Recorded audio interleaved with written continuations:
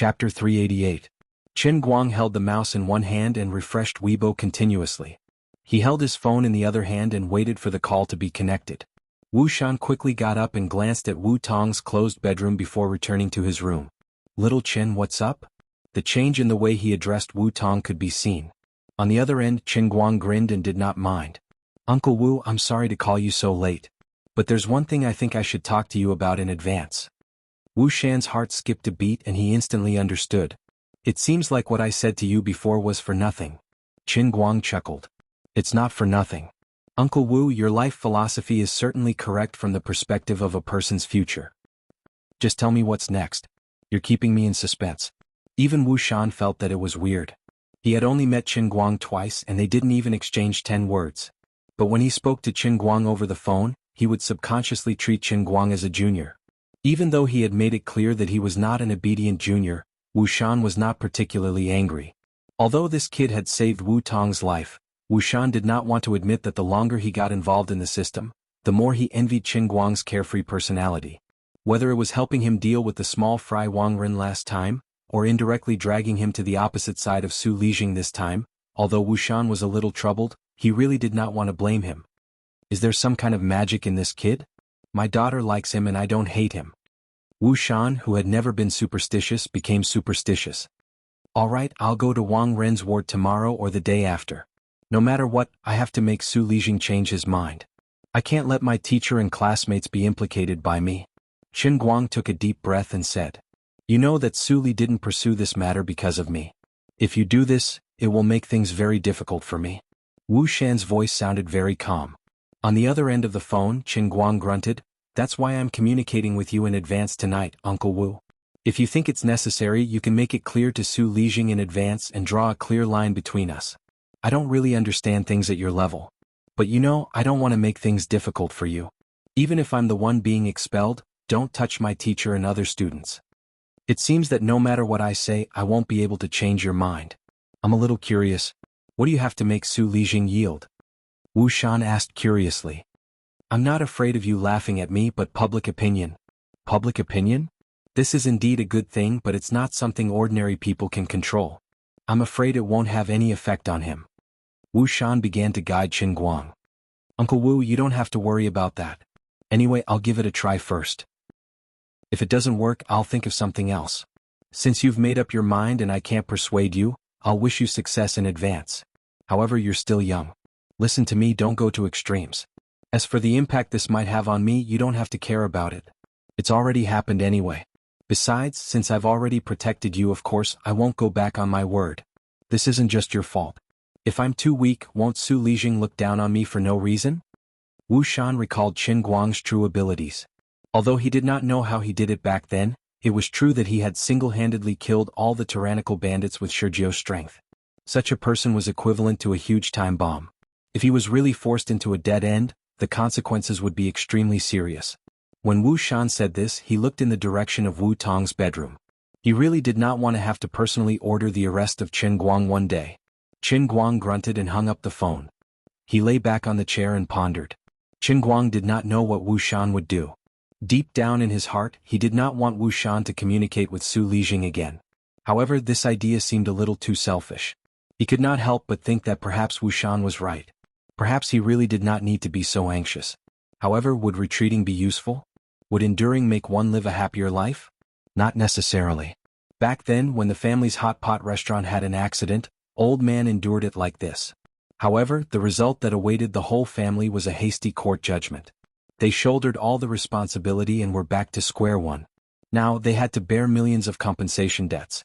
Even if it was willful, this time, I must do it according to the truest thoughts in the depths of my heart. Whether I'm naive, ignorant, or crazy, it doesn't matter. Endure for a moment, take a step back, and the world will be clear? However, even if he endured Wang Ren and Su Lijing this time, the next time there would be Zhao Ren and Chen Lijing. He would have to be like a tortoise, hiding in its shell and living in fear for the rest of his life. What was the point of that? The next morning, just as dawn broke, Qin Guang received a call from Wu Tong. She said that she was already waiting for him downstairs. Wu Tong looked apologetic. "I don't know what's wrong with the bureau. They suddenly gave me an urgent mission. I have to go to another province to arrest. Oh, this is a secret mission. I almost let it slip. Qin Guang understood, but his face did not reveal any flaws. It's fine. Work is more important and cannot be delayed. You go to your work first. I'll run around alone for the next few days. We can work together when you come back. A few days won't make much of a difference. Wu Tong grunted and took her car keys and left in a hurry. Looking at her silhouette, Qin Guang felt that Wu Shan had done something in the end, and sending Wu Tong away was the right decision. He was afraid that before the dust settled on Wang Ren and Su Lijing, she would not be able to come back. If old Han and Guoming's determination was shaken because of this, there was nothing he could do. Of course, Qin Guang had already expected this. It could even be said that he had deliberately sent Wu Tong away. When he realized that Wu Shan didn't support him, he made up his mind. He didn't want to leave an impression on Wu Shan, as if he had deliberately dragged Wu Tong into this matter. Qin Guang did not want to use Wu Tong. His previous decision was thoughtless. If he went alone, he could leave some space between Wu Shan and Su Lijing. If he really dragged Wu Tong into this, he was afraid that the two of them would really fight to the death. No matter what the final outcome was, Wu Shan would definitely be troubled. Qin Guang did not want to be ungrateful and make himself look despicable for no reason. It did not matter that Wu Tong left. Guoming had sent the two most crucial videos last night. Together with the things Ding Lu hid in the box, it might be enough. Driving a phaeton into the city, Qin Guang first called Wang Qing and asked him to find a few people to go with him. Qin Guang's plan was very simple. If he wanted to use the conventional way to make those companies that sold experimental equipment hand over the evidence of bribery, it would be impossible. As for buying the company, it was just a joke. If he really bought someone else, it would not leave any evidence. Therefore, he had to use some unorthodox methods. Last time, Zhong Bai said that Wang Qing's family was very capable. Wouldn't it be stupid not to use the resources? However, Wang Qing came in person and brought a few big brothers who were obviously big shots in the underworld. When the two sides met, Wang Qing introduced them one by one. He did not boast about these people, but in short, no matter where they went, both the underworld and the underworld had to give them some face. On the other hand, Qin Guang felt embarrassed, while Wang Qing laughed it off. He only said that when those uncles heard that he needed them to support him, they were too embarrassed to send their subordinates over. Hence, they decided to come personally.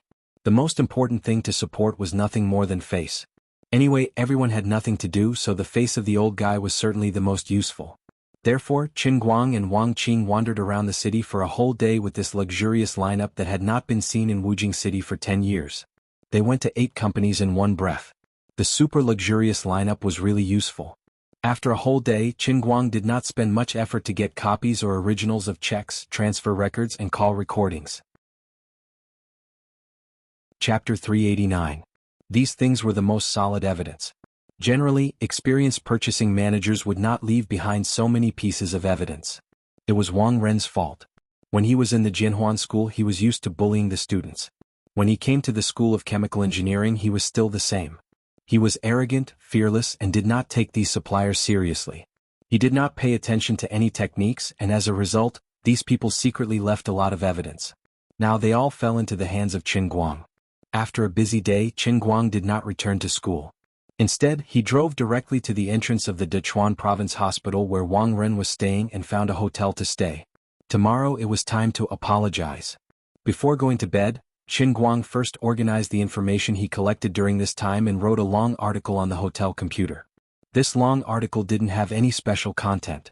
It was just a combination of the gossip Wu Tong had asked Wang Long to gather, the rumors in his head, and the stories of the 8 equipment buyers. As for the stories between the former faculty and staff that Elder Han told him, he did not plan to write it for the time being. These things had to be left as a bombshell later. After carefully examining his carefully crafted long article with satisfaction, Qin Guang was quite proud of himself. Sure enough, he had the potential to become an internet celebrity. Even if he did not post a video, as long as he deliberately wrote, he could become a good jokester. This long article, aside from the fact that most of the names were pseudonyms, was written vividly and vividly. Once it was published, it would definitely cause a surge of emotions and anger. It perfectly described the image of a scoundrel who mingled in the holy land of the school. The next morning, when Qin Guang woke up, he first posted a seemingly brainless sentence on the Weibo of Almighty Superman. Wang Wu is too good, the benevolent are not benevolent. At this time, the total number of fans on his Weibo was close to 4 million. In the video of his piano performance posted the day before yesterday, he wore a mask and challenged the top 10 internationally renowned difficult songs one by one. His performance was so accurate that it made people's hair stand on end, and it completely shocked everyone's ears. At first, when the video was heard by people who didn't know much about music, they might think, "Oh, this almighty Superman is amazing. He can even play the piano." But when a true professional carefully examined each of his songs, compared them one by one, and conducted an in-depth analysis, the world knew how amazing he was. There were thousands of people who could play the piano, but there was almost no one who could play the 10 most difficult songs in one go without cramping up their hands. Not only did he not cramp, he even maintained the precision of a player from beginning to end. There had never been such a person in history. If it wasn't for the fact that Qin Guang took out the pencil and sharpener that he had been hiding in his pocket and performed the magic skill of sharpening a rose in an instant to verify his identity, no one would believe that the person wearing the mask was the same person. At this time, people finally understood the meaning of the ID Almighty Superman. After all this time, he had not added any accounts or accepted any advertisements. He had only been posting videos or acting cute from time to time. His purpose of becoming an internet celebrity was to let others know that he was here to show off. He wanted to tell them that no matter what he did, he was the best. No wonder he was called Almighty Superman. Brother, you are so honest. Although he looked really thick-skinned, he really couldn't refute it until now. Other than that, Qin Guang also received an unexpected surprise. He didn't know who had reposted his first pencil sharpening video on YouTube. It was definitely an illegal reposting, and he didn't get a single cent in copyright fees. But that video had also achieved an amazing influence on YouTube and must die. Foreign netizens exclaimed that this person had the mysterious power from the East. He didn't get any money, but he did get some fame. Just as Qin Guang was making fun of Wang Wu Taixing, there was a thump in the heavenly Holy Grail. A pencil more than 100 feet tall suddenly emerged from the sea of clouds, and then rose from the ground with the momentum of stabbing the sky. The second world in a cup was completed. It was the most useless world of pencil sharpening. The same video was blooming both at home and abroad. The fact that he was the best person on this planet at sharpening pencils had been recognized by the vast majority of people who knew about this. Naturally, it was completed. As the divine pencil statue rose from the sea of clouds, strands of power of faith gathered from the distant void. Qin Guang stood by the window of the hotel with a cup in his hand. He gently took a sip of the fresh and spicy Longjing tea. He faced the morning sun and was blown by the morning breeze. His style soared into the sky. He looked at the flickering power of faith and was full of smugness. Today, brother has become a little stronger. Brother's painstaking efforts were not in vain. Although I can't earn a single cent from this online celebrity, it's worth it just for the sake of easily erecting a divine statue. He drank another mouthful of water and entered the world in a cup. When he stood in the sea of clouds, he saw Liuli moving around the Ao Tua statue and the pencil statue. He saw that she was wrapped in fog, flying up and down, very busy. Lord Liuli, I'm pretty awesome, right? I erected your divine statue while lying down. How are you going to reward me? Qin Guang was in a good mood and said happily. Unexpectedly, Liuli glared at him fiercely from high up in the sky. You still have the cheek to say that? Look at the second divine statue yourself. What the hell did you erect? Qin Guang was speechless. It's a pencil. Is there a problem? Idiot. Look clearly at the difference between the two divine statues yourself. If I were you, I'd find a piece of tofu and knock myself to death. What a disgrace. He didn't know what she was busy with, but she spoke as if she was shooting a gun. It was as if speaking one more sentence was tiring. Qin Guang could only look at it himself. Sure enough, it was extremely painful. It turned out that the power of faith attached to the divine pencil statue was really small and thin. Compared to the alto statue, it was very persistent. This was not surprising. There were not many people in the world who would deliberately practice sharpening pencils. It was even rarer to think of who was the best pencil sharpener in history. It was only because his video had some influence that he more or less got some power of faith. However, it probably didn't even reach 10 million people. Apart from that, these people's worship of his pencil sharpening skills was far less than their worship of the god of racing. The power of faith produced by the two, be it in quality or quantity, was completely different. Your second divine statue is filled with water. What's the use of having a basket? The power of faith isn't even 1,000th of the previous one. You're cheating me, right? Lord Liuli, who felt that she had been fooled, glared at him from afar in annoyance. Then she ignored him and waved her hand again, forcing him out of the cup. Qin Guang was also embarrassed. How can you blame me for this? A mosquito's leg isn't meat? It's clearly you who gave it. The cup is too weak. Come to think of it, seeing how busy she was, he couldn't help but feel uneasy. Forget it, what will come sooner or later. No matter what she's doing, it won't kill me, right? He went out and went downstairs. He printed the long article he wrote last night into a book and made a few copies. He held it in his hand and went straight to the provincial hospital. It was time to let Su Lijing know how powerful he was. Even if I'm an ant, as long as the poison is strong, I can still bite you until you swell up. Chapter 390. Xiaodang Xiaoren said you sat in this ward for the whole day yesterday. When did the relationship between you two become this good? How come I didn't know about it? In Wang Ren's ward, a hale and hearty old man was chatting casually as he put the peeled crystal pear that his assistant brought to him into his mouth. He chewed lightly and it was crunchy. This old man was Su Lijing. He was 65 this year, but he didn't look that old. He had a head of short white hair and there weren't many wrinkles on his square face. His eyes were especially cold, unlike the muddy eyes of an ordinary old man. After being asked a simple question, Deng Xinghua, the vice principal of Jinhuan Academy, shivered. He laughed and said, "Elder Su, isn't it a holiday? There aren't many things to do in school. I saw that Xiao Wang's injury was quite serious. Since I have nothing to do and I live close to here, I came to see if there was anything I could do to help." So what if I have nothing to do? You, the vice principal, are quite free. Su Lijing glanced at him and didn't say anything else. Deng Xinghua saw that Su Lijing didn't ask any more and he was annoyed. Xiao Zhou already said that Qin Guang was coming to apologize to Wang Ren. If when Qin Guang apologized, a leader of the academy was here to say something, and the words passed from Wang Ren's mouth to Su Lijing's ears, the vice principal would definitely look at him differently. Yesterday he used his thick skin to force old Tong to leave, but he waited for a whole day, and he didn't even see a shadow of him. When he went back to ask, Xiao Zhou almost cried from scolding him, and he said that Qin Guang said it would be tomorrow or the day after. Therefore, Deng Xinghua came early in the morning, and he was even more friendly than Wang Ren's wife. He didn't expect that Qin Guang didn't wait for him, but Su Lijing, the mysterious big shot, also came today. Wang Ren helped Deng Xinghua's real friend to take credit, and he said that Deng Xinghua also stayed in the ward for a whole day yesterday. Dad, brother Deng specially came over to accompany me. Don't say that about him. Wang Ren saw that Deng Xinghua was inexplicably reprimanded, so he quickly spoke up for him. Unexpectedly, Su Lijing's face stiffened. Call me uncle. Deng Xinghua, who was at the side, was extremely embarrassed. This was a secret that everyone in the world knew, but Su Lijing always liked to cover it up. It made him, an outsider, feel very uncomfortable. Oh yes, uncle.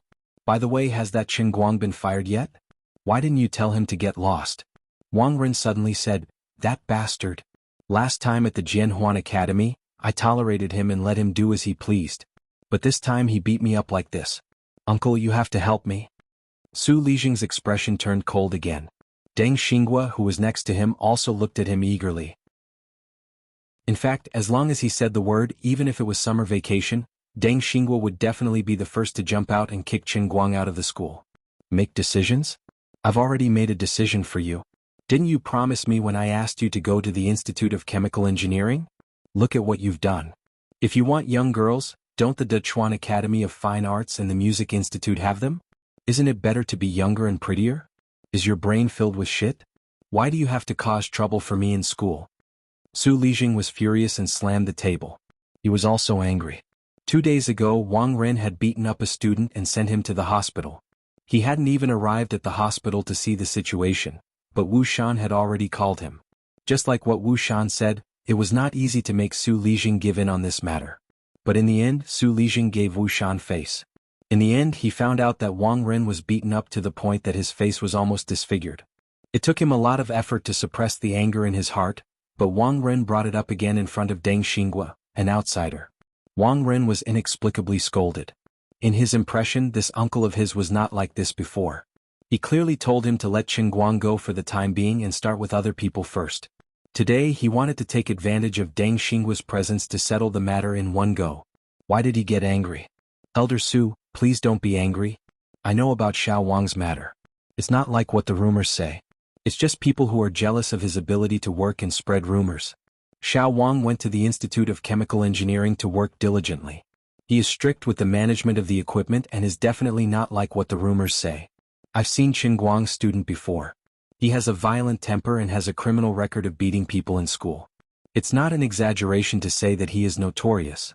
It must be Xiao Wang who asked them to strictly follow the procedures when they wanted to borrow the equipment. This made Qin Guang feel that he had lost face. Everyone saw what happened that day. It was that northeastern girl called Hua Ling who started the fight. After Qin Guang came, Xiao Wang didn't even say a few words before he was beaten up and laid down here. Elder Su, you can't blame Xiao Wang wrongly. Deng Xinghua saw Su Lijing was angry, so he braced himself and stood up to help Wang Ren. He never thought that Su Lijing would really believe it.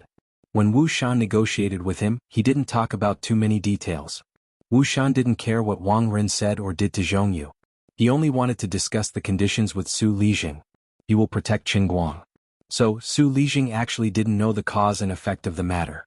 A few days ago, when Wang Ren was admitted to the hospital, he came to see him and made some arrangements.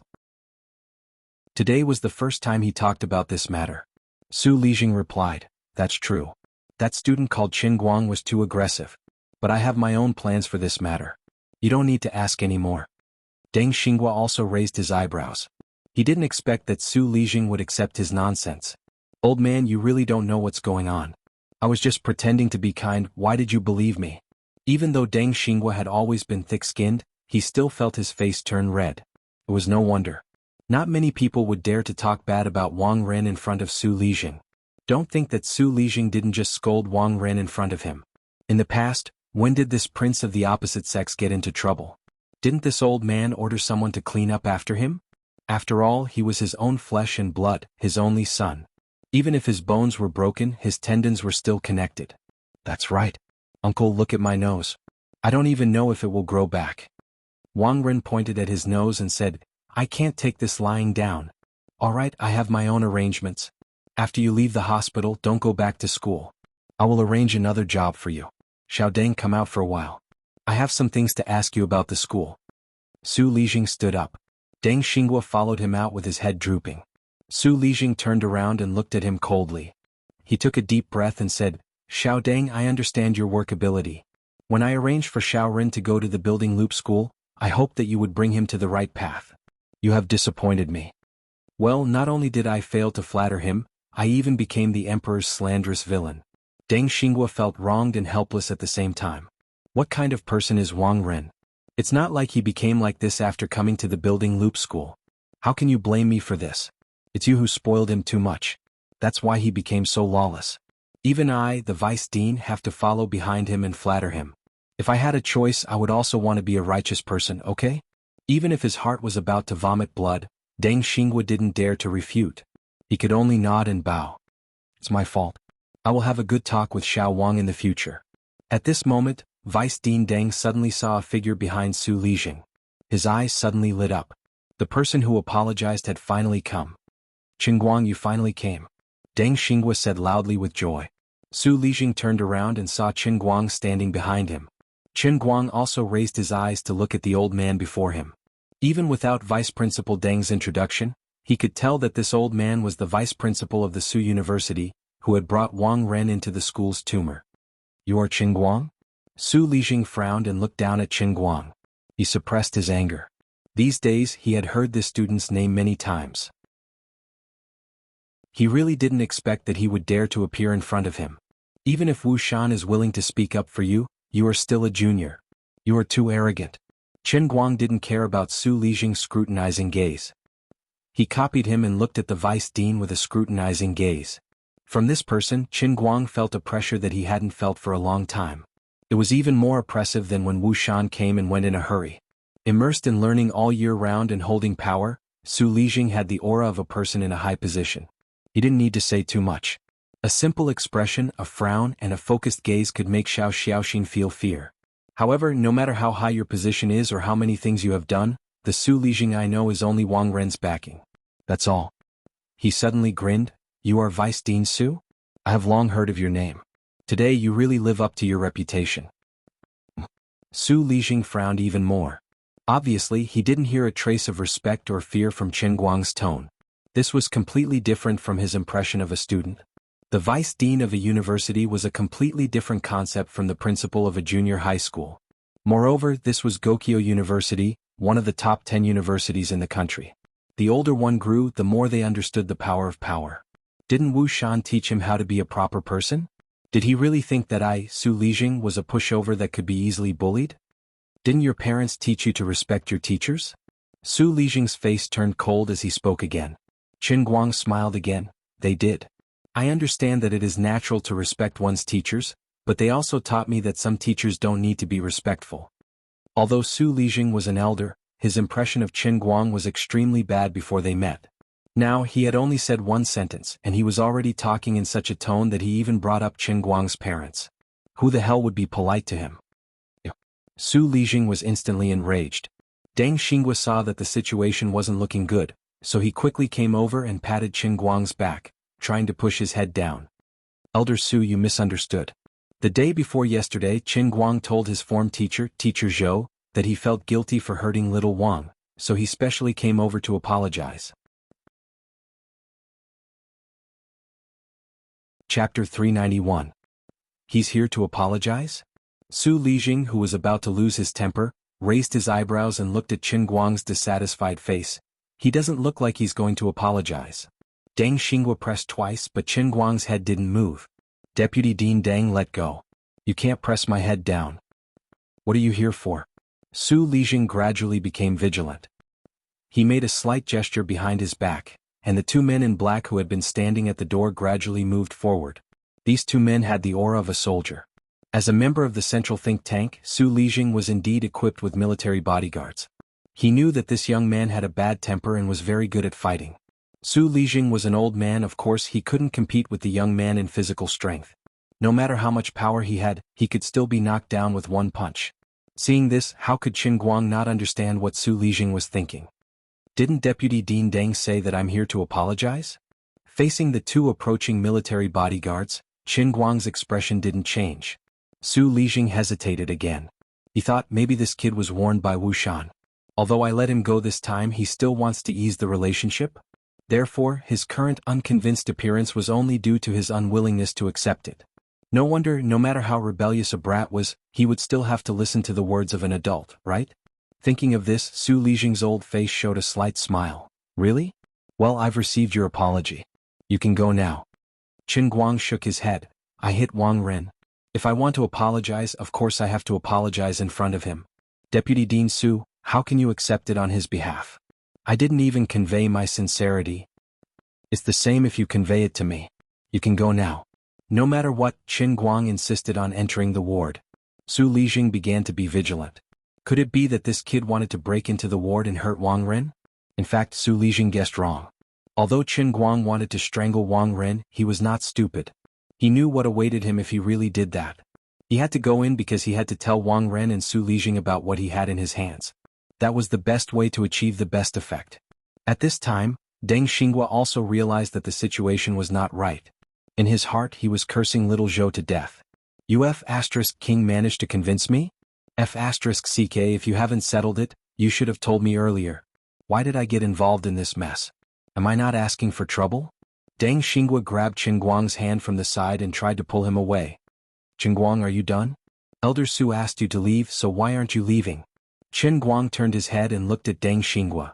No matter what, you are the vice dean of our Jinhuan Academy, right? Even a dog should have some self-respect, right? How could you say that?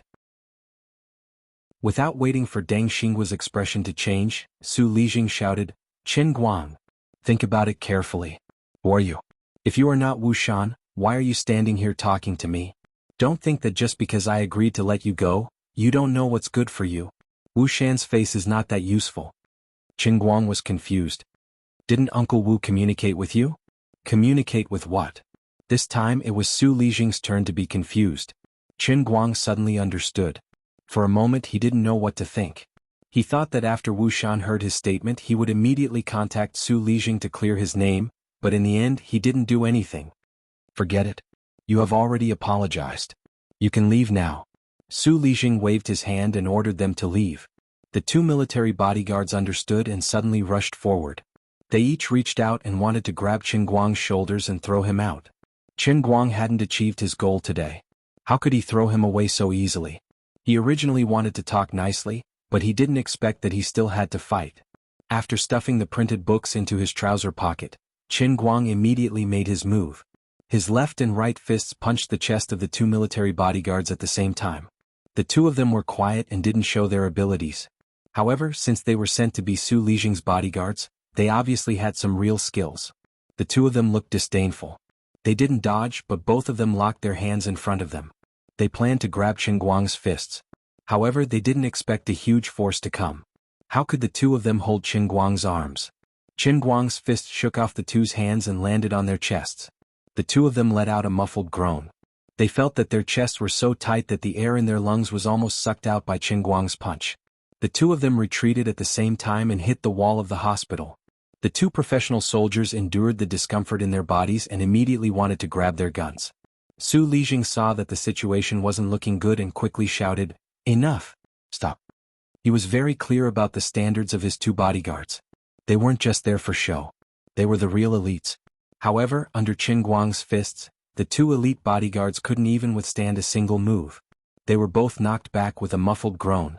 This was a junior that Wu Shan thought highly of. He didn't even hesitate to fall out with Su Lijing because of this person. Although Wu Shan said that this person was a friend of his daughter, Wu Tong, Su Lijing, who was also in a high position, didn't believe Wu Shan's words at all. For your daughter's friend, not your son-in-law, you actually want to fight me to the death. There must be something fishy going on. Only a ghost would believe that. He had long heard that the grandson of a real big shot in the military was studying at Gokyo University. Su Lijing had been asking around for 3 years but to no avail. The big shot in the military hid this matter very well. Now, it seemed that Qin Guang was very likely that person's grandson. Otherwise, there was no reason for Wu Shan to think so highly of him. Wu Shan was even willing to give up his own wife and child. He was definitely not a man of character. He must be plotting something. If Su Lijing had some doubts before, now that he saw Qin Guang force the two bodyguards to retreat and recalled his arrogant attitude from the beginning, how could Su Lijing not panic? He remembered something else. Right, Su Lijing had heard someone talk about that young man by chance. It was said that he had a great ambition at a young age. He didn't want to be a soldier like his grandfather, nor did he want to be in the economy like his grandfather. Instead, he was especially interested in environmental protection. Gokyo University environmental science major.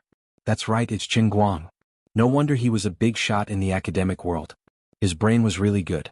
In a split second, Su Lijing's mind went through countless thoughts. He finally made up his mind. He was so scared that he almost broke out in a cold sweat. He didn't dare to let the two bodyguards pull out their guns. If that person knew that his grandson was being held at gunpoint by his own bodyguards, even 10 Su Lijings wouldn't be enough. Not only did Su Lijing's sudden eruption startle the two bodyguards, but even Qin Guang couldn't react in time. Little Qin. Sure enough, heroes come from the young. Your kung fu really opened this old man's eyes. You're indeed a tiger from a family of generals. Even if you're not a soldier, you must have trained a lot since you were young, right? A person's potential was really forced out. Su Lijing's old body was extremely agile as he stood between Qin Guang and the two bodyguards. His face instantly changed into a bright smile. He patted Qin Guang's shoulder and said with a smile. This sudden change in the situation really made people scratch their heads in confusion. At this moment, Qin Guang's face was also covered in a dumbfounded expression. When he saw the two bodyguards trying to pull out their guns, he became bold and decided to make the first move. He intended to take the two of them down and seize their weapons to cripple their resistance. If there's a need, he would even point a gun at Su Lijing's head to let him know that he's playing with his life today. But in the end, what happened? Did this old guy take the wrong medicine? I originally planned to play with my life on the line. Where did your amiable look come from? Your face-changing technique is so skillful that I can't look straight at it. The world is changing too fast and I can't keep up with the rhythm. What the hell is a tiger from a family of generals?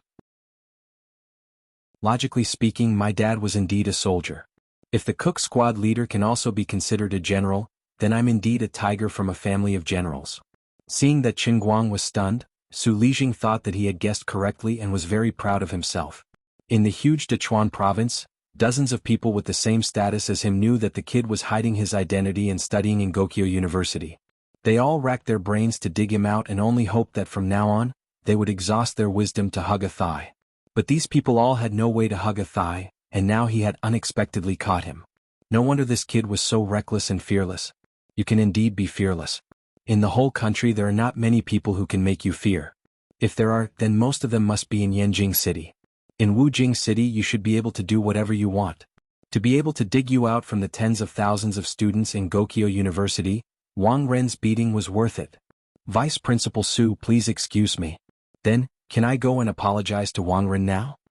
Although Qin Guang didn't understand what had happened, he still decided to act according to the original plan. He couldn't be dragged into the ditch by this old guy's unconventional way of doing things. Hey, what are you apologizing for, little Qin? Let me tell you, Xiaoren deserved to be beaten. You did a good job. It's already a good thing that you didn't kill him. Su Lijing was still smiling. As he spoke, he continued to pat Qin Guang's shoulder intimately. His eyes were extremely ambiguous, as if to say, you know, I also know. *CK. Old sir, please show some respect. I was planning to send your son to prison, but your attitude is making it very difficult for me to do that. Qin Guang was really speechless. He clearly came here with the urge to chop someone up. Although the first half of the story was very intense, it was still under his control. Suddenly the style changed. The old man couldn't accept it. How am I going to finish acting cool like this? Moreover, I'm about 40 years younger than you. You keep calling me little Chen and patting me on the shoulder as if you're an equal. I really wonder if you're trying to sugarcoat me. That. Vice Principal Su, I have something here. You can take a look first. I can contact a friend. He's very influential on Weibo and has more than 4 million fans. If you don't take back the punishment that you gave to Teacher Zhua, Senior Hualing and Senior Zhongyu, I'll let him. As Qin Guang spoke, he took out the booklet that he had prepared earlier. Chapter 392. Frankly speaking, Su Lijing's sudden change had indeed caused Qin Guang to be at a loss, so he had taken out the things in advance. Apart from that, he felt that his threats were not imposing at all. It sounded like he wanted to discuss things with him. The moment the words left his mouth, old Master Guang regretted it. This wasn't the effect I wanted. I should have slapped one long article on Wang Ren's face first, then turned around and slapped the other one on Su Lijing's face. You old dog. Look at all the crap your son has done. It is because of your connivance and protection that this sinful bastard poisoned my school, killed my classmates, and forced my teachers to do what they wanted. If you don't take back your orders, I'll definitely fight you to the death and ruin your reputation with this scoundrel of a son. Then I'll ask for sky-high prices and pay back on the spot. Now I've completely lost my imposing manner. But before he could finish speaking, Su Lijing had already snatched the booklet away and started reading with a frown, not giving him a chance to incite his anger. Su Lijing read very quickly. He read 10 lines at a glance, but he could read every word clearly. Deng Xinghua also leaned over to take a look. Su Lijing turned his head and glared at him. Deng Xinghua shrank his neck and hid behind the booklet. Right now, this vice president was also feeling very conflicted. His outlook on life must have suffered quite a big blow. About a few minutes later, Su Lijing finished reading Qin Guang's long article that was stained with blood and tears. Qin Guang stared at him and paused. He felt that he couldn't be fooled by this Maitreya Buddha image. He still had to say what needed to be said. He coughed lightly. Vice President Su, you've read it clearly, right? Everything I've written in this article is true. You know everything that Wang Ren has done in school all these years, right? He thought that Su Lijing would quibble, but this old man paused for a moment and looked at him with a very complicated gaze. I know. Now was the time. This opportunity couldn't be missed. He couldn't be fooled by this old man's sugar-coated bullets. Fire. Su Lijing. Qin Guang suddenly raised his voice and said heavily, it's because of you, Su Lijing, that this black sheep, Wang Ren, can act like a tyrant in the school. Using the power in his hands, he coerces students, asks for bribes, and often uses the excuse of expulsion to force girls to submit. What's more, his lust was unquenchable. Whenever he saw a beautiful woman, he would be extremely bold. He would either suppress or force them. Once they refused to submit to him, he would make it difficult for them to move forward in school. A dignified university, a place to nurture the pillars of the country, had become Wang Ren's harem.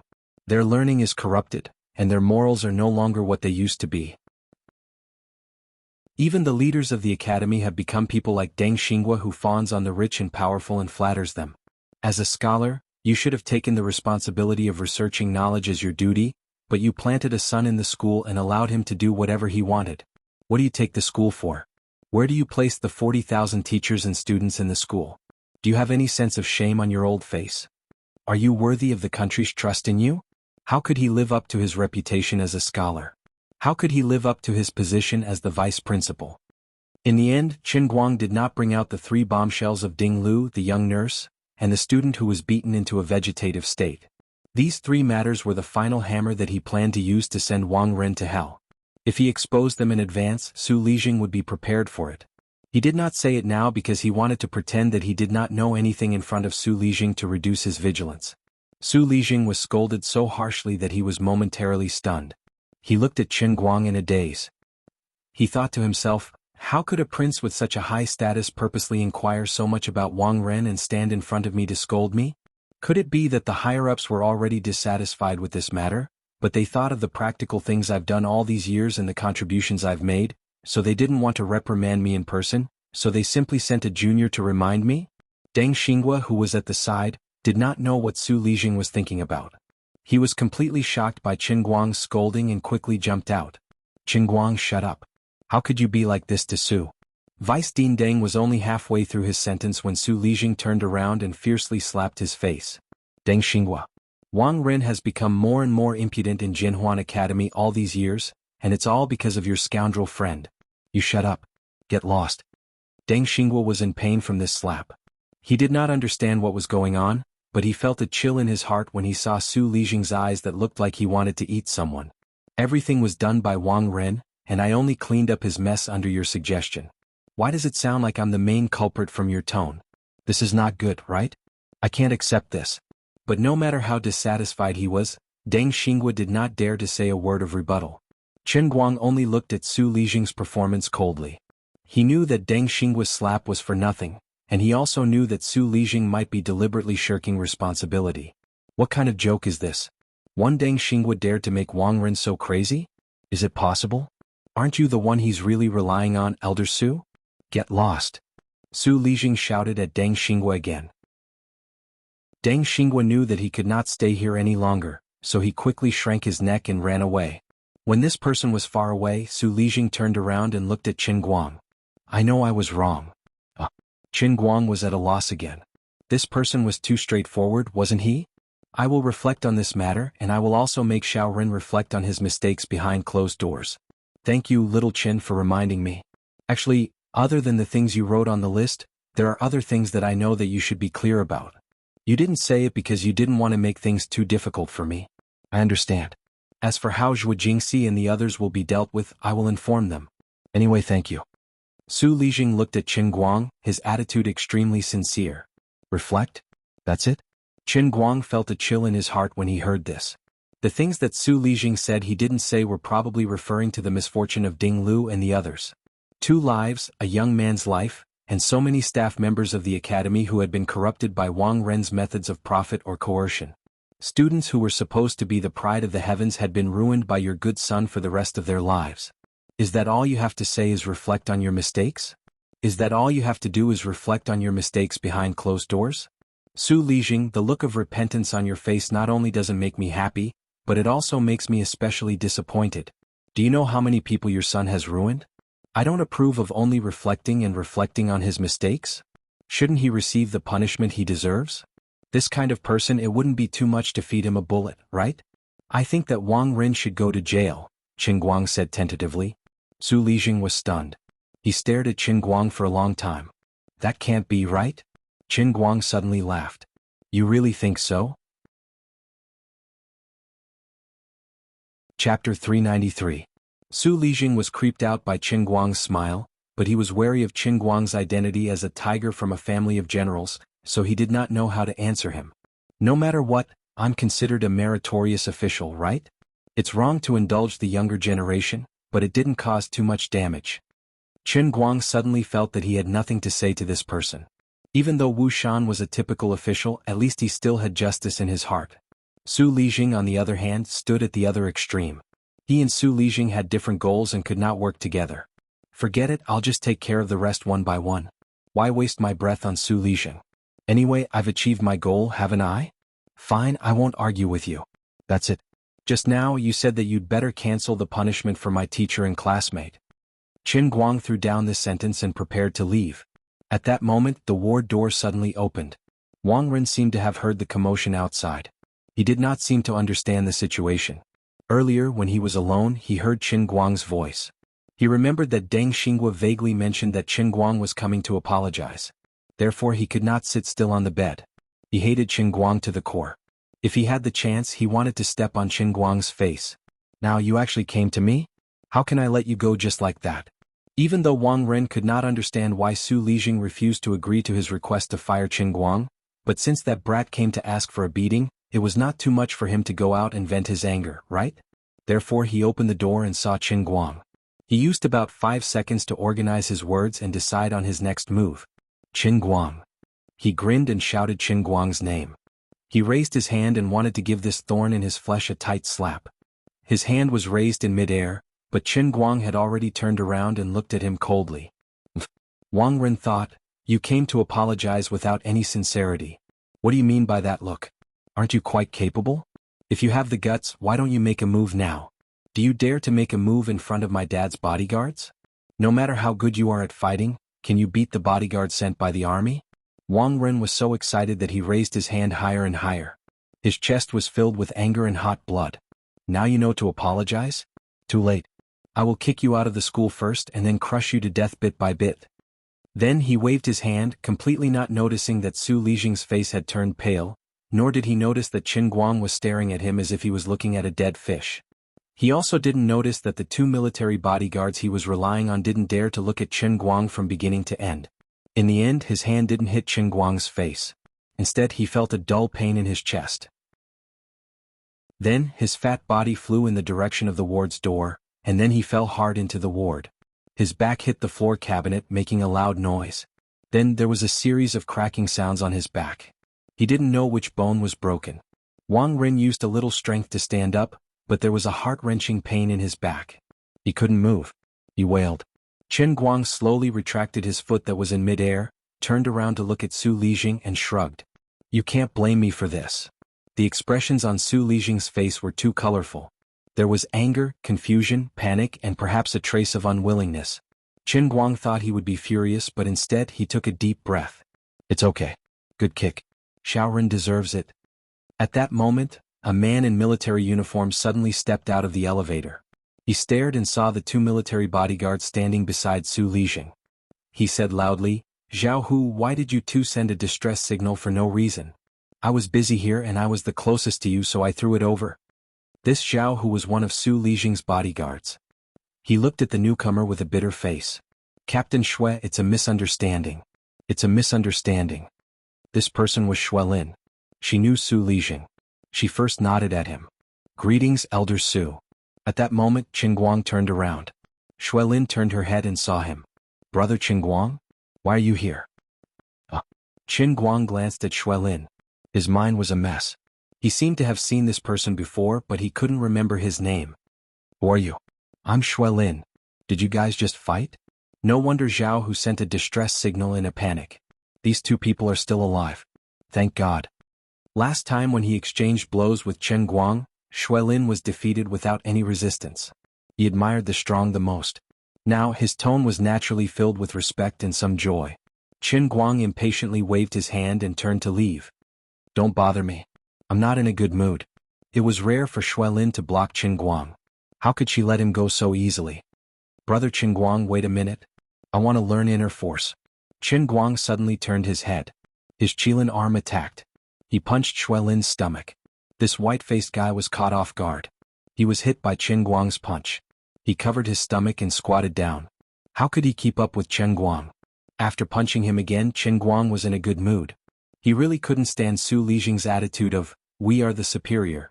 My men ride on the heads of the commoners and it's natural for them to do whatever they want. But don't hit a smiling face. Su Lijing suddenly lowered his stance. His fist really couldn't hit his old face. He was an old man after all. Now that someone had delivered himself to his doorstep to be beaten up, he could at least vent the pent-up anger in his heart. Instantly he felt much better. Xuelin held her stomach and squatted on the ground for 3 minutes. With Zhao Hu's help, she stood up shakily. Damn it. I might have internal injuries. Captain Xue, who is this guy? He even dares to hit you? Zhao Hu was also from Xuelin's Special Forces team. He was clear about the captain's ability. He had never seen him knocked down with one punch. Just now the 2 of them easily knocked him down. But how could Captain Xue be so weak in front of him? Lin glared at him. You came out to be a bodyguard. Have you forgotten the military discipline? Who told you to ask so many questions? Then Lin said goodbye to Su Lijing, turned around and rushed down the stairs. Today, Senior Captain Shui had once again received the teachings of a folk master. He firmly believed that as long as he didn't give up, sooner or later, he would be able to move this master to introduce an inner force master to him. Seeing how Lin cared about Qin Guang so much, Su Lijing's back was almost soaked in cold sweat. This time there's really no escape. Luckily I reacted in time. Otherwise my life's work would be ruined. That was close. He quickly took out his phone. No matter what, he had to coax the person first. As for Wang Ren, who was injured on top of his injuries, he was in a mess again. At that moment, Su Lijing still didn't know that he and Qin Guang were actually not the same type of person. He might be barely considered a superior, but Qin Guang put himself in the position of a civilian. He didn't accept Su Lijing's so-called reflection and closed-door reflection. If one only needed to reflect on their mistakes and didn't have to pay any price, then what was the use of the law? Although he always heard that the law was a toy of those in power, Qin Guang didn't agree with it. On the other side, Qin Guang received a call from Zhuo Jingxi before he even reached the hotel parking lot. Her mood was a little complicated. The punishment that was already set in stone was inexplicably revoked. She didn't know what exactly Qin Guang did, but she was sure that it had something to do with him. Qin Guang laughed it off with her. He only said that the heavenly secrets couldn't be revealed and that he would tell her in detail when he came back. On the other side, Hua Ling and Zhong Yu also called one after another. Both of their punishments were cancelled for no reason. Qin Guang just chuckled with a look that said, "I'm awesome, come and worship me." As soon as Qin Guang returned to school, he was immediately stopped by Zhuo Jingxi, Hua Ling and Zhong Yu. The three girls dragged him to the Qinya pavilion outside the school. Zhuo Jingxi acted as the host and rewarded him while interrogating him. Although Zhuo Jingxi had already accepted her fate to go abroad and was even willing to accept Qin Guang's sponsorship, if she could stay in school and stay in old Madame Shu's laboratory, she still wasn't willing to leave. It wasn't that Zhuo Jingxi didn't want to go abroad to study. As Qin Guang saw and old Madame Shu said, the old Madame's health was deteriorating. She was very grateful to Zhuo Jingxi. No matter what, Zhuo Jingxi was more willing to stay by Shu Lirong's side. She hoped to be able to produce results as soon as possible before the old Madame completely collapsed. Let me tell you, at that time I stood in front of that old man Su Lijing and slapped this thing on Su Lijing's face for him to see. After he saw it, he was ashamed and embarrassed. I said that he didn't dare to say anything. I called him an old thief and said that he had no sense of shame. He didn't even dare to fart on his face. He nodded his head like a chicken pecking at rice and said that he would immediately withdraw the punishment. Not even 5 minutes after I turned around and left, your calls came one after another. Qin Guang laughed mischievously. Bah. We've heard of Su Lijing countless times. How could he be as weak as you say? Fine, I know you're afraid that we'll feel sorry for him. How much money did you spend? Tell me. Zhuo Jingxi rolled her eyes at him. How much money could he have? Zhong Yu picked up a piece of twice-cooked pork with her chopsticks and sent it to Qin Guang's mouth. Come, open your mouth. Ah, did you see Hua Ling's car when she moved over? Zhuo Jingxi was puzzled. A Passat. What's so great about it? Zhong Yu didn't understand. Zhuo Jingxi turned to look at Qin Guang. This is quite different from the Qin Guang I know. Qin Guang chewed on the twice-cooked pork that Zhong Yu fed him. He pouted and said, I explained to them that it was a Phaeton, but they didn't believe me. Are you bullying me because I don't understand English? It's written so clearly that it's a Passat. Zhong Yu insisted. Zhuo Jingxi finally understood that this kid was trapped in his own trap. She could only laugh happily. She thought of the day when this kid was buying a car. He stared at the seller as if he wanted to eat her alive and asked the 4S shop to change the logo. Now he's stupid. Chapter 394.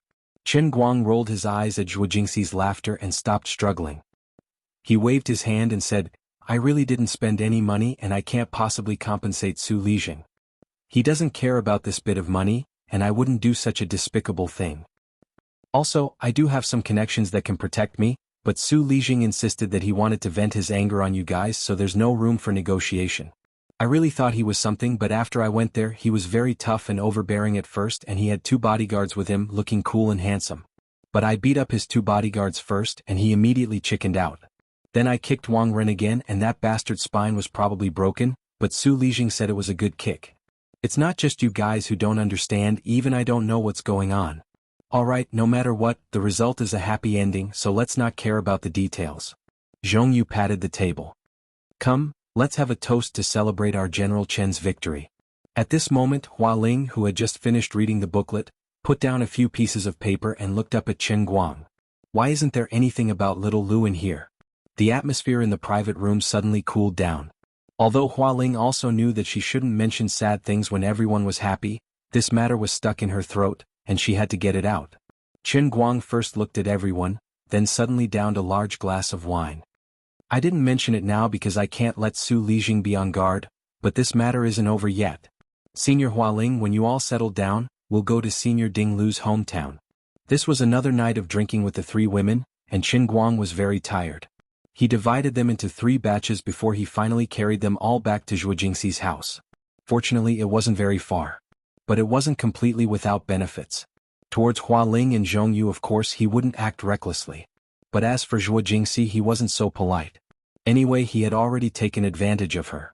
He worked hard as a porter, so shouldn't he get some benefits?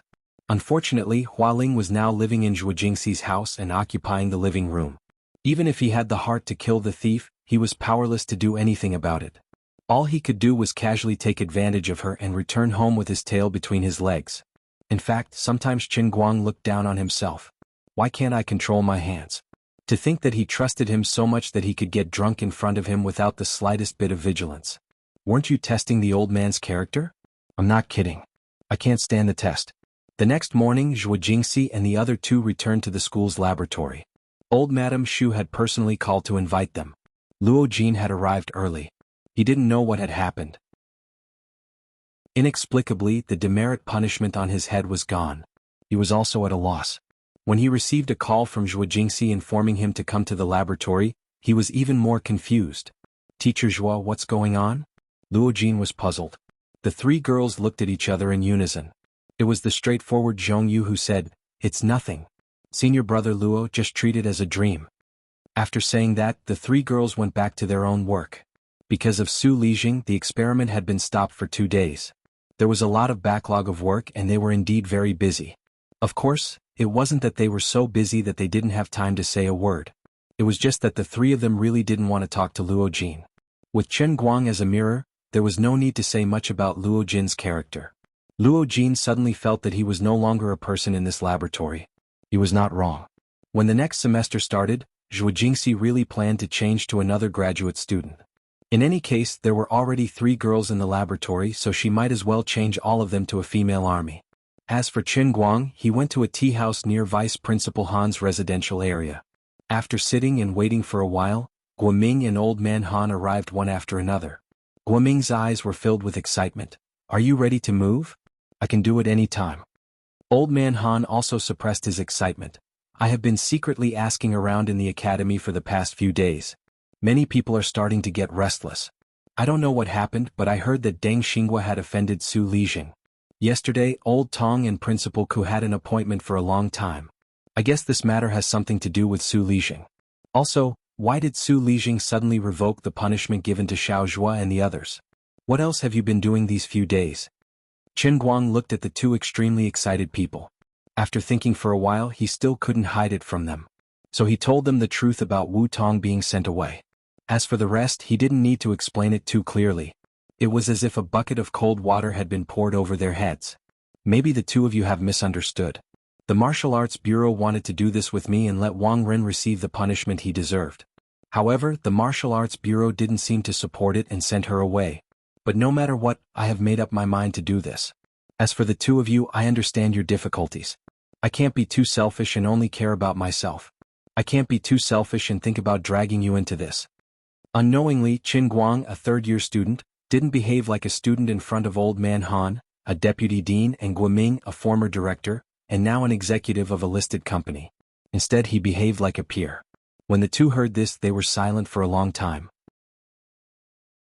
They looked at Chen Guang with some pain, as if they were thanking him for being honest with them. However, they also seemed to be regretting that they might have missed another good opportunity to take down Wang Ren and Su Lijing. Since they had already said this much, there was no point for Chen Guang to continue staying here. So he didn't stay any longer and got up to leave. Not long after he left the tea house, Wuxian called again. Xiaoqin, what did you say to Su Lijing? Today after my meeting, he came to the entrance of the courtyard to invite me for tea. His words were strange. On the other end of the line, Wuxian was extremely puzzled. He keeps saying that I'm not honest and that I'm guarding a mountain of gold and silver. I'm really confused by him. Have you guys settled the matter? More or less, half of it has been settled. Qin Guang didn't quite understand what had happened either. Haven't the punishments been revoked? What else do you want? Wu Shan's tone was somewhat dissatisfied. He wanted to use his words to lecture Qin Guang again, but even Wu Tong wouldn't listen to him. Qin Guang was at most his junior, so it was even more impossible for him to listen to him. However, because Qin Guang wasn't that close to him, he couldn't contradict him like Wu Tong did. He only took a deep breath. Uncle Wu, it's not that I want anything else, it's that justice needs to be done. Listen to me tell you 3 things. If you still insist that I should stop after listening, then I'll listen to you. Since you're sister Wu Tong's father, I'll listen to you. After organizing his words in his mind, Qin Guang told Wu Shan about the 3 important things. They were about Ding Lu, the nurse, and the boy who was beaten into a vegetative state. As for the others, whether it was corrupting teachers and students, embezzling public funds, or even using his authority to steal meat from students, or using underhanded means to expel Guoming from the academy, they were all minor details. Wang Ren's actions were only unforgivable. Uncle Wu, everything I said is the truth. If there's even one thing that isn't true, I won't pursue it. Of course, from my personal standpoint, I'm just meddling in other people's business. But since I know about it, I can't just ignore it. To be honest, this kind of thing should be handled by someone with your position. However, I understand your difficulties, so I won't ask for your help. I only ask that you don't stop me. As Qin Guang spoke, he tightly grasped the heavenly holy grail in his hand. He was waiting for Wu Shan's answer. He really didn't want to be a saint, but Wang Ren appeared in front of him again and again. It was as if something was testing his character. He couldn't help but ask in his heart, Lu Li, are you testing my sense of justice? Is it true that only people with a righteous heart are qualified to become the owner of the heavenly holy grail? Don't think like that. The heavenly holy grail isn't that great. Unexpectedly, just as this thought came to his mind, Wu Shan was still silent, but Lu Li was now complaining in his heart. *CK. Can you give me some hints before you come out next time? Can you not scare me? Just like when you receive a message? It's not impossible. I can't be bothered. Fine, I'm afraid that you'll be stubborn. I just want to tell you to do whatever you want to do. Don't use me and the Holy Grail as a cover. Of course, things like temperament were indeed important, but he had only seen the spirit of heaven now. How was this relevant? There was still a difference of 108,000 miles. In short, the way you conduct yourself now can be summed up in one word. Just be a coward. Coward? Follow your heart. Follow your heart. In any case, do whatever you want to do. Don't leave any regrets in your heart. Let me put it this way. People who are always afraid of the slightest thing will sooner or later die on the path of the 3,000 worlds. Lu Li said very casually. Can you not talk about something as terrifying as death like it's a cabbage? Tell me secretly, how many redeemers have died before me? Lu Li chuckled. Not a single one. Because you're the first. Just like what you guys always say when you do experiments, you're a lab rat. You're the first user of one of the 10 great artifacts of the Endless God Realm, the Heavenly Holy Grail. Isn't it very cool to think of it this way? Very proud? Frankly speaking, after you've passed the 3,000 worlds, other than saving me, what else will happen? I'm also very confused. Are you happy? Do you like this feeling of surprise when life is full of uncertainty? *CK your sister. Qin Guang realized that ever since he boarded this pirate ship, his life had already collapsed by half. Now that he knew that he was a lab rat, it was equivalent to collapsing by another 25%. I really do have a good sister. But she's a dear, are you really interested? Let this lady introduce you to her? Lu Li chuckled. I'm not interested in big-breasted girls. You've been so mysterious lately, what exactly have you been busy with? I'm a little flustered. Qin Guang recalled Lu Li's busy look when the pencil statue was erected. If she didn't say something, he really couldn't feel at ease. I've already said that I have a big plan, don't worry about it. Anyway, you won't die for a while. *CK. What do you mean won't die for a while? Don't be like this.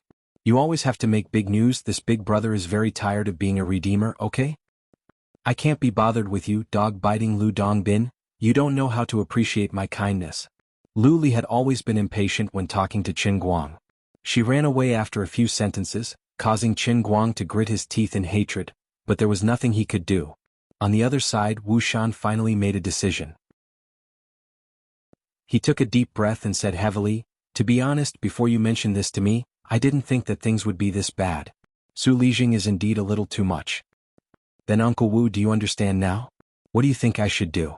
Qin Guang didn't want to argue with him anymore, so he asked straightforwardly. Chapter 395. Wu Shan pondered for a few seconds. "If you can gather enough evidence and convince me, I'll personally contact the procuratorate for you. If it's just you, the procuratorate won't accept it." Wu Shan said, "Although there may be a lot of hidden dangers, I can still handle it. But I won't let Wu Tong come back for a while. I don't want her to be involved in this matter, so don't talk to her." Qin Guang was overjoyed. Then, thank you for your understanding." After hanging up the phone, Wu Shan leaned against the leather chair and closed his eyes for a long time. He then picked up the phone and dialed a number to briefly report his decision. Not long after, the other side replied with one word, "Approved." Wu Shan let out a long sigh of relief and his eyes gradually became firm. His statement just now basically meant that Wu Shan was indeed going to go against Su Lijing. Perhaps he wasn't as righteous as he was before Qin Guang, but he still couldn't make up his mind to make enemies for no reason. After all, it's meaningless for him to kill all his enemies in one fell swoop. After all, with his identity and status, he couldn't do things as willful as Qin Guang. His every move had a lot of implications. But if Qin Guang had enough evidence, why not take this opportunity to get rid of Su Lijing? Su Lijing was a scholar who had turned to politics from the academic world. He and Wu Shan were not on the same mountain, and they had been competing against each other for a long time. Hidden under the surface was an everlasting undercurrent. Wu Shan felt that it was time to establish his power. Before the next election, he could take down Su Lijing to establish his power and improve his own status. Offending one group of people would naturally bring him closer to another group of people. He didn't need to explain these things to Qin Guang. After receiving Wu Shan's permission, Qin Guang immediately turned around and returned to the tea house. He briefly talked to Wu Shan and Guoming about his phone conversation with Wu Shan. Old Han and Guoming were worried, but in the blink of an eye, there was light at the end of the tunnel. Therefore, the three of them decided to split into three groups. Guoming set off to Denghai to contact the young nurse who was the victim. Old Man Han, on the other hand, made a trip in his private capacity and paid a visit to the family who lost their son. Qin Guang, on the other hand, was preparing to head to Ding Lu's hometown in the southeast province with Hua Ling. Once he decided to do it, he had to act at lightning speed. It caught Su Lijing off guard. When Qin Guang and Hua Ling arrived at Zhongsha City in southeast province, it was already the afternoon of the next day. They were so busy that Hua Ling did not even have time to move. That morning, Hua Ling was still groggy from last night's alcohol, so she dragged Qin Guang to the phaeton. Zhuo Jingxi had wanted to come as well, but she really couldn't leave the laboratory. Qin Guang also didn't suggest that she move. It wouldn't be good if Su Lijing's spies in the academy noticed anything unusual. "I say you three big sisters are too much. I won't say anything about getting drunk once. When I first arrived at the laboratory, I thought that I had entered womanland, but now I realize that the three of you are all drunkards. And his alcohol tolerance was especially bad. This is not womanland, this is Wine Fairy Grove." Qin Guang couldn't help but complain as he dragged Hua Ling, who had vomited so much that she could barely take care of herself, out of the car.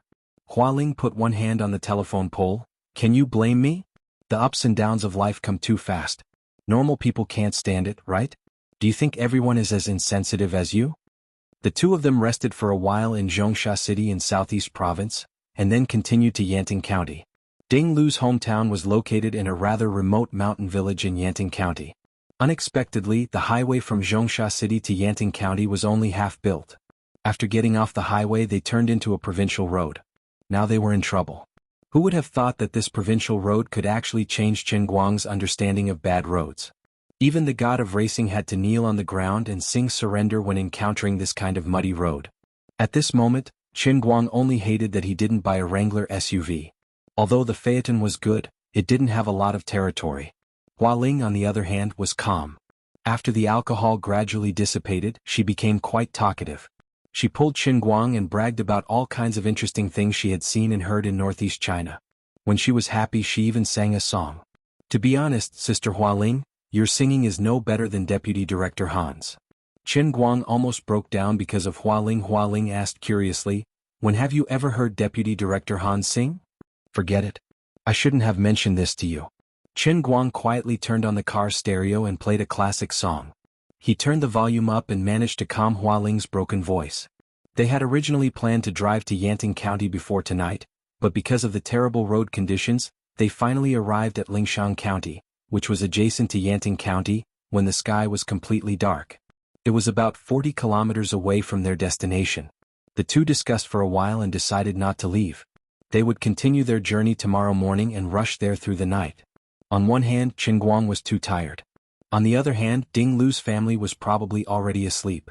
There was no need to fight for half a day's time. The two had dinner together. When they checked into the hotel early, it was almost 8:30 at night. Hualing put one hand on the door of her room and deliberately put on a flirtatious look. She winked at Chen Guang. Little brother, I've been thinking about it. I think the Passat is not bad. It can barely be considered a BMW 3. Why don't you give me a chance to cry in the BMW? Look at this long night. It's not easy for the two of us to get together and come out for a walk. How can you let me sleep alone at night? As she said that, she proudly raised her eyebrows and licked her lips. They were quite familiar with each other now. Chen Guang was already quite familiar with her straightforward personality. He turned to look at her. I calculated with my fingers and found out that Sister Hualing's shoulders are wider than mine. Little Ku, I like the cute type. I really can't fall in love with you with thick eyebrows and big eyes. Bah. Tell me honestly, are you interested in Teacher Zhua? Hualing saw that her flirting didn't work and revealed her foxtail. It turned out that Zhong Yuehua and Hualing had long felt that Chen Guang and Zhuo Jingxi were secretly flirting with each other. They thought that the two of them had an unusual teacher-student relationship. A woman's gossipy nature had awakened. Hualing couldn't help but want to test the waters while they were going out together. Chen Guang was shocked. How did you know? Damn. It's true. Hualing was also shocked. Damn, I've been tricked. I'm too lazy to talk to you. I'm going out for a walk. There's nothing going on between me and Teacher Zhua. Chen Guang turned and ran away. He couldn't stand the thick eyebrows, big eyes, and big waist of his senior sister's eyes that were burning with the spirit of gossip. Hey, where are you going? Hualing said anxiously at the door. Chen Guang waved his hand. I remember an acquaintance from Lingshan County. It's rare for me to come here, so I'm going to meet her. He really wasn't looking for an excuse. Fan Lingshan's family lived in Lingshan County.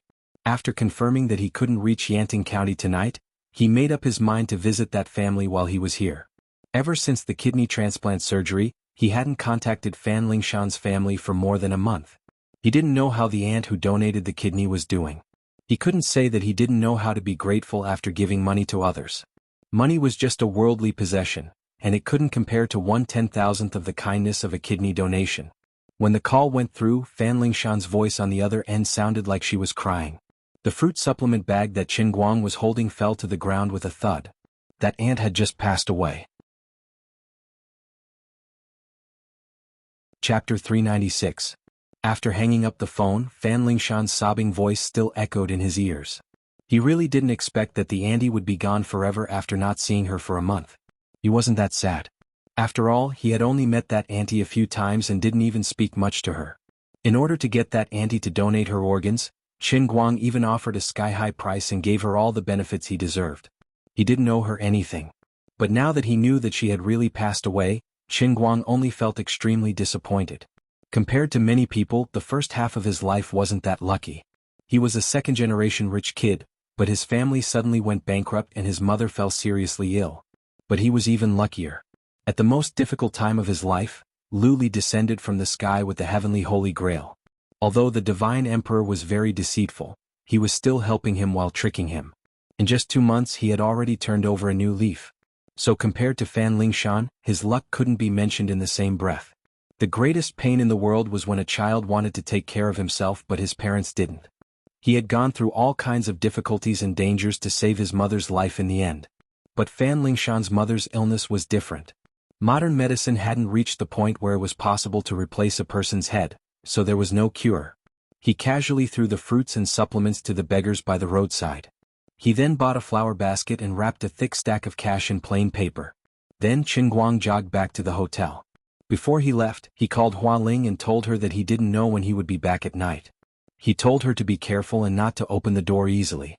Then Qin Guang started the car and headed straight for Three Saints Town, which was about 5 kilometers away from Lingshan County.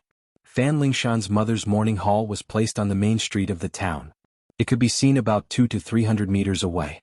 Fan Lingshan knelt cross-legged in the mourning hall with her head lowered. She gripped her phone tightly and sobbed from time to time. Her originally delicate and pretty face looked especially miserable because her eyes were red from crying.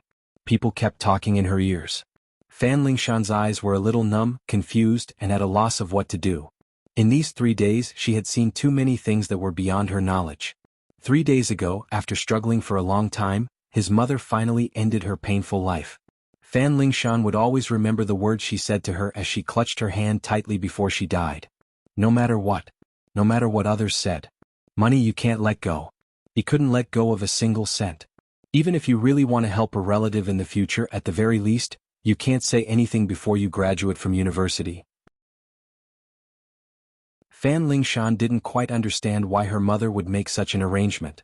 In her opinion, since her mother used her kidney to improve the lives of the whole family, a portion of the money should naturally be given to her father, grandparents, and other relatives. Shan, listen to me. You don't understand human nature. You've always been weak. As long as you give yourself a chance, these people will use all kinds of reasons to force you and threaten you until you're completely eaten. After saying this, Fan Lingshan's mother breathed her last. Back then, Fan Lingshan had actually lied to Qin Guang and changed her mind to marry her to another family. It wasn't her idea at all. It was also her mother's idea. It was just that she felt guilty and didn't want her mother to bear the blame, so she deliberately lied in front of Qin Guang. However, Qin Guang could vaguely guess this. He didn't talk much with Fan Lingshan, but he could tell at a glance that she was an inexperienced girl. How could she go back on her words? Little Shan, you can't do this. When your mother was sick, second aunt was busy at the side. Now, your mother can finally walk on a steady path. You can't just take the 4 million alone. Besides, you haven't even graduated from university. You don't have any social experience. What if you get cheated? This second aunt, whom Fan Lingshan had only seen for the past 2 years, was talking to her. Fan Lingshan vaguely remembered that a year ago she gave her family a bag of rotten apples. Little Shan, your cousin is getting married soon. We haven't found a house yet. You also know that we don't have a house in the village. How can we get a wife? Your cousin is counting on this for the rest of his life. Auntie, I won't be thick-skinned and ask you for money. I'll write you a note. I'll borrow 200,000, right? It's not that I won't return it. Xiao Shan, I was the one who accompanied you during the surgery. If it wasn't for me, that rich man would definitely renege on his debt. Little Shan, how can you be so selfish? For the past 3 days, similar words had been tossing and turning in Fan Lingshan's ears like a nightmare. Ever since her mother made her will and asked the bank to transfer the 4 million in cash to her name, Fan Lingshan felt that the relatives around her had completely changed. She felt very lost. Deep in her heart, she didn't want to be too selfish, but those were her mother's last words. Now that her mother's body was still warm, no matter how weak she was, she didn't want to easily disobey it. But she had already held on for 3 days, and she felt that she couldn't hold on any longer. As for her father's situation, she was afraid that it was not much better than her. Similarly, there was a large group of people around her father, saying how could he give so much money to a child? As a father, he didn't even care about it. All kinds of aunties had been whispering in Fan Lingshan's father's ears for a long time, and this behavior had completely reached its peak in the past 3 days.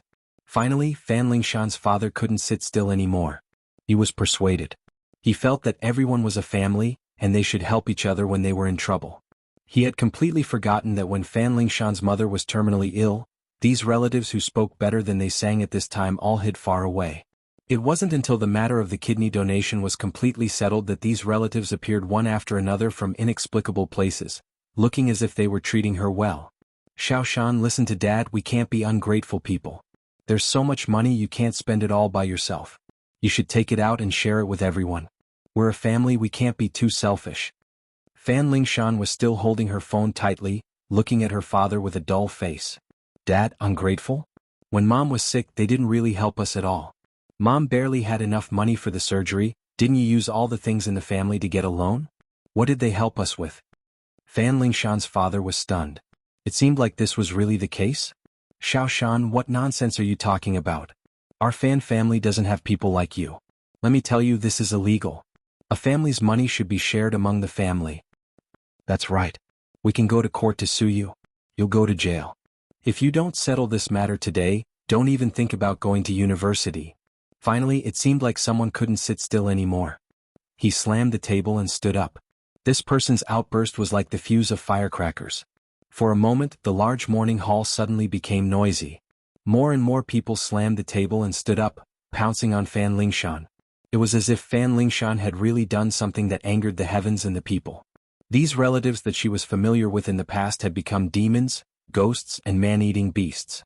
One by one they pounced on her, pulling at her clothes and tearing at her hair. She didn't quite understand whether what these people said was true or not. Her mother had left her inheritance, written a will, and her father had also signed it. Why did she have to share it with these relatives that she basically didn't interact with? Am I really breaking the law? It wasn't clear who made the first move, but Fan Lingshan's hair was pulled from behind, and she was thrown to the ground. For a moment, the morning hall was in chaos. Under the illumination of the night lights, faint figures were cast on the white curtain outside the morning hall. Qin Guang, who had just stopped his car, thought that he had walked into the underworld. What was going on? He couldn't help but be angry. Someone came to the morning hall to cause trouble? He had long heard that people were threatened and extorted by gangsters when they were organizing morning halls, but he didn't expect to see it in person today. It was said that the dead were the most important. Were these people looking for death? My arm is starting to ache. My hands are going to be stained with blood. He slammed the car door and rushed over with the flower basket in one hand. He didn't really see what was going on inside, but he shouted, "Everyone stop!" Qin Guang's strong voice suppressed the noisy crowd. Many people who were desperately trying to get in shuddered and turned to look at him blankly. Who is this person? Isn't this that rich man who gave Lingshan's mother 4 million? There were still people who remembered Qin Guang, and the eyes of these quick-witted people lit up. Could it be that this rich man also heard that Lingshan's mother had passed away and rushed over to give her money because of her kindness? Indeed, someone in the crowd whispered, "This young man is very generous." Everyone stopped making a fuss. The last time he came to the ward, he gave her 100,000 yuan. This was indeed effective. Immediately, a person who looked like an elder in the crowd tidied up his messy clothes and walked forward with a smile. "This is Mr. Qin? Hello. I've heard a lot about you. I'm Lingshan's uncle." As soon as this person finished speaking, another person rushed over and pushed this uncle away. He reached out to grab Qin Guang's hand. "Hello, Mr. Qin. I'm Lingshan's uncle, Fan Jitong." The people who were originally surrounding Fan Lingshan suddenly changed their target and pounced on Qin Guang. Although Fan Lingshan had more money on her, she was still here. If they couldn't reach a deal today, they could continue another day. However, this person was different. He might leave after giving the money, and there wouldn't be many opportunities to talk to him in the future. The last time he just visited the ward, he gave her 100,000 yuan.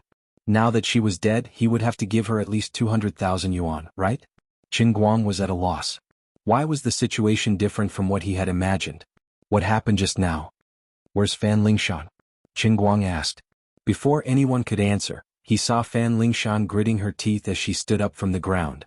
Her hair was unkempt and her clothes were tattered.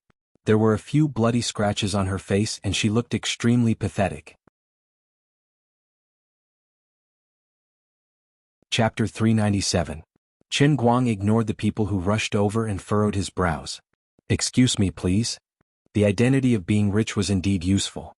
Seeing that Qin Guang wasn't too happy, the Fan family's relatives thought it was because there were too many people crowding around and annoying the rich man, so they quickly moved aside. Qin Guang pushed aside the people in front of him and quickly walked over to Fan Lingshan's side.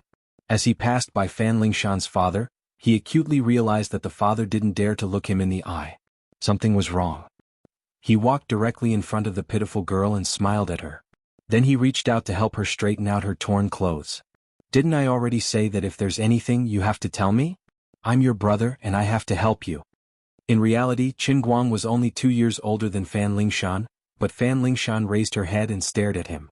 She didn't know why, but even though she hadn't spoken much to this brother before, after seeing his smile, this girl's heart that was about to shatter gradually glued back together. Just by standing next to him and listening to his gentle words, Fan Lingshan's heart gradually became a pillar of support. Yes. She nodded heavily. Chen Guang patted her shoulder and looked at her awkward clothes. He didn't think too much about it and took off his t-shirt to cover her head. His loose t-shirt covered Fan Lingshan's body, and it looked a little comical. As for Chen Guang, he only had a single piece of clothing, and the moment he took it off, his muscles were exposed to the light. In an instant, his scholarly aura disappeared, and he looked like a rude and unreasonable person. It doesn't really fit, so please forgive me. As Chen Guang spoke, he rearranged the fan mother's memorial table that had fallen to the ground. He then picked up the fruit platter and the incense burner on the ground one by one and arranged them neatly. Finally, he put the flower basket he bought on the memorial table. He reached out and straightened the portrait that had been shaken askew. Then Chen Guang bowed to the portrait 3 times and said heavily, "Suddenly hearing this grievous news, this junior Chen Guang is very pained. I hereby swear that from now on Fan Lingshan is my Chen Guang's sister. I will protect her for a lifetime of happiness. I will not let her suffer in the slightest." From the moment he stood next to Fan Lingshan and took off his clothes for her to the moment he finished speaking, none of the Fan family relatives dared to come up and say anything. The indescribable aura that Chen Guang was forcibly suppressing completely enveloped this bizarre and dazzling morning hall. He understood that from the moment he entered the house until now, he hadn't seen a single relative on Mother Fan's side.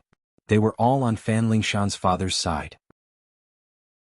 Although he didn't know the specific reason, it was clear from the noisy scene just now that these damned relatives of Fan Lingshan's father were forcing her to do something. All of the reasons could be summed up in one word: money. Dirty, despicable, and ugly. At first, the Fan family members didn't understand what was going on, but halfway through Chen Guang's words, they sensed that something was wrong. "We didn't bully Lingshan. That's right, it's so weird. In the face of money, even a coward could be a little more courageous." Chen Guang didn't pay attention to these people's words. Instead, his gaze focused and became extremely fierce. He shouted, "If this oath is violated, this table will be destroyed." As soon as he finished speaking, his hand rose and fell. His right hand fiercely slammed down, and the solid wood table in front of him shattered. After the clamor, the morning hall became deathly silent. These people clearly hadn't seen anyone smash such a large table with a single slap. Chen Guang's face was grave and stern, appearing especially callous. Then he pulled Fan Lingshan outside. "If you have anything to say, let's talk outside. It seems like there's no way to have a proper conversation here." Under the watchful eyes of everyone, Chen Guang used his left hand to pull Fan Lingshan out of the morning hall step by step. No one dared to stop them and no one dared to say a word. Why did he pull with his left hand? Because his right hand was in extreme pain. He thought it was a cypress table, but it turned out to be beech. He had been plotted against. The two of them walked out of the morning hall for a long time before Fan Lingshan finally burst into tears.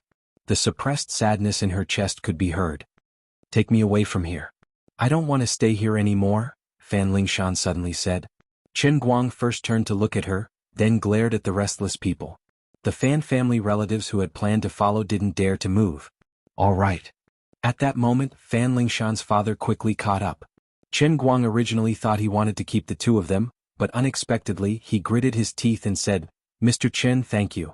I know you're good to Lingshan. Take her away. There's a letter here. Her mother asked me to give it to her." When this weak man said these words, there was an inexplicable determination in his eyes. Fan Lingshan looked at her father rather perplexedly and reluctantly. Originally, she thought that if he insisted on keeping her, she might not leave.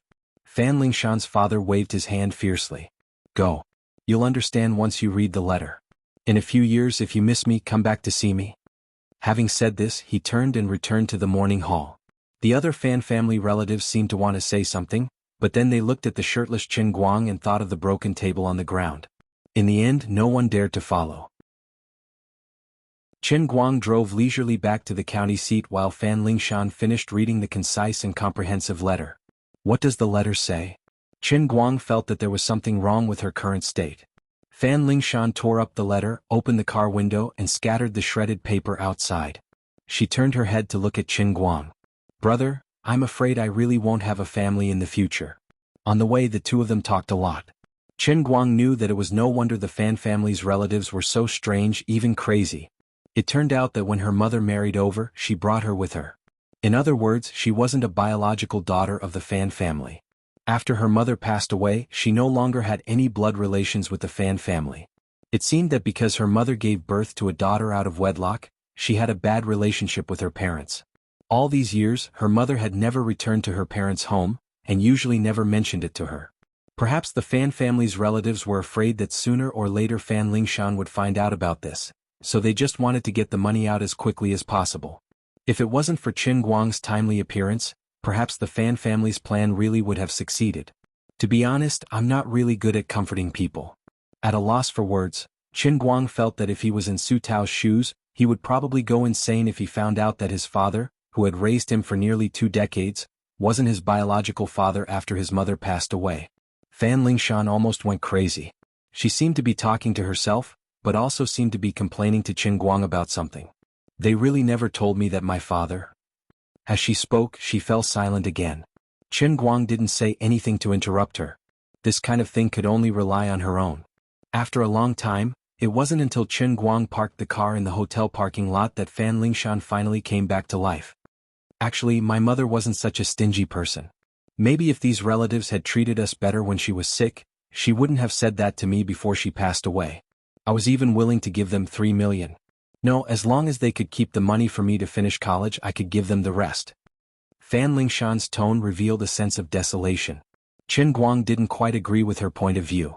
I think that a man who is never content is like a snake trying to swallow an elephant. Such a big family, don't look at how much money you have. If everyone really came to take a bite, it might not be enough even if you sold yourself. Qin Guang had only seen similar things in the online news. He didn't expect to actually encounter it himself. The most unpredictable thing was the human heart. Originally, Qin Guang didn't make up his mind to take her away, but since Fan Lingshan really had nothing to do with that family, naturally there was no problem. Unexpectedly, she was even more determined. Not only did she want to leave the family, but she also didn't want to go to school. I want to quit school. She said so. Actually, my college entrance examination score was enough for Gokyo University, but they said that it would be too expensive to study in another province. Southeast Institute of Technology has more financial aid, so they insisted that I apply to Southeast Institute of Technology. I want to change places, change the environment, otherwise they will definitely come to me. She had really been too shocked today. Qin Guang pulled the handbrake with a creak. I already said that I recognize you as my sister. With me around, they can't do anything to you. But you also have to do your own things. This is really too troublesome for you. Qin Guang thought for a moment. What troublesome? It's not like you don't know that going to university is a big deal. Anyway, I have nothing to do, so I just want to get a diploma. In short, you are still in a rush to quit school. If you can, why don't you try to apply for a suspension? It's not easy to get into a university. Look at me, I'm already so rich, but I'm still studying in school. It's a diploma. Although he didn't want to admit it, Qin Guang felt that it was quite good to be a brother. Since he became very rich, he had a completely dispensable attitude towards a bachelor's degree. But when he put on the mentality of a brother to teach others, he felt justified. In the end, Fan Lingshan listened to Qin Guang's suggestion and decided to apply for a leave of absence when school reopens. As for now, Qin Guang decided to bring her along with him and send her back to her hometown after he returned to Dechuan province. In fact, he wanted to go back to his hometown, but his father firmly disagreed. This time I brought back a cheap daughter for you. You can't not let me go back, right? Hua Ling felt that she was about to collapse. She slept in the middle of the night, but was abruptly woken up from bed. Qin Guang, who said that he was going out to see an old friend, actually brought back a delicate girl. He was even bare-chested. Although you are a little handsome and quite charming, young man, you don't seem to have a good private life, do you? How can you face Teacher Zhua, who flirts with you all day long? Chapter 398. You're really good at picking out people you know. Hua Ling rubbed her sleepy eyes and took Fan Lingshan into the room. Fan Lingshan looked at Hua Ling in surprise. Is this my sister-in-law? Qin Guang snorted. Sister-in-law my ass. Big brother's sense of beauty is worlds apart from thick brows and big eyes. This is senior sister Hua Ling and she's here with me. Sister Hua Ling, stop making wild guesses. This is my sister. Anyway, it's a long story. Let's talk about it tomorrow. Let's get some rest tonight. The next morning they were woken up by a commotion downstairs. The Fan family finally mustered up their courage to catch up. They finally understood that if Mr. Chen took Fan Lingshan away, the 4 million would be gone forever. So they called their friends and pulled together a team of a few dozen people. They rushed to the county town before dawn. They remembered Qin Guang's license plate number last night and finally found themselves in the biggest hotel in the county town. Although the hotel had some connections in the underworld, they couldn't do anything when they saw the crowd. The moment Qin Guang opened his eyes, the hotel manager came up to him. "Mr. Qin, you should go down and take a look. We don't know what's going on. The people downstairs are going crazy." When Qin Guang returned to the window and looked down, he was also startled by how excited everyone was. "They're practically going crazy." Actually, he wanted to keep a low profile on this trip, but it seemed like he couldn't keep a low profile anymore. Most of the people downstairs had seen him at the morning hall last night. Other than these familiar faces, there were also 5 or 6 people in uniforms. Under the temptation of money, the wisdom of the crowd was limitless. "Indeed, Mr. Qin, you are a rich man. You seem to be very good at fighting. You might even have a few powerful bodyguards with you. But so what? We have more people. Not only do we have more people, but Fan Lingshan is also a member of the Fan family. How can we just let you take her away? She is a member of the Fan family. The money is our family's money. For million." Therefore, not only did they come themselves, but they also reported the case. In fact, strictly speaking, Fan Lingshan's situation was far from serious enough to be reported to the police. However, she was a big family after all, and Lingshan County was only so big. Who didn't have a few friends? With all sorts of nonsense and promises of benefits, it was not difficult to pull a few people from the Lingshan County police station to keep up appearances. After looking at it for a few minutes, Qin Guang knitted his brows. This matter has become troublesome. There was a knock on his door. When he opened it, he saw Fan Lingshan and Hua Ling standing outside. Both of them had dark circles under their eyes. It seemed like they had spent the night talking by candlelight. Before Qin Guang could speak, Hua Ling spoke first. "Qin Guang, let me tell you, we can't ignore Lingshan's matter. Her relatives are too much." Hua Ling clutched Fan Lingshan's hand tightly as she spoke.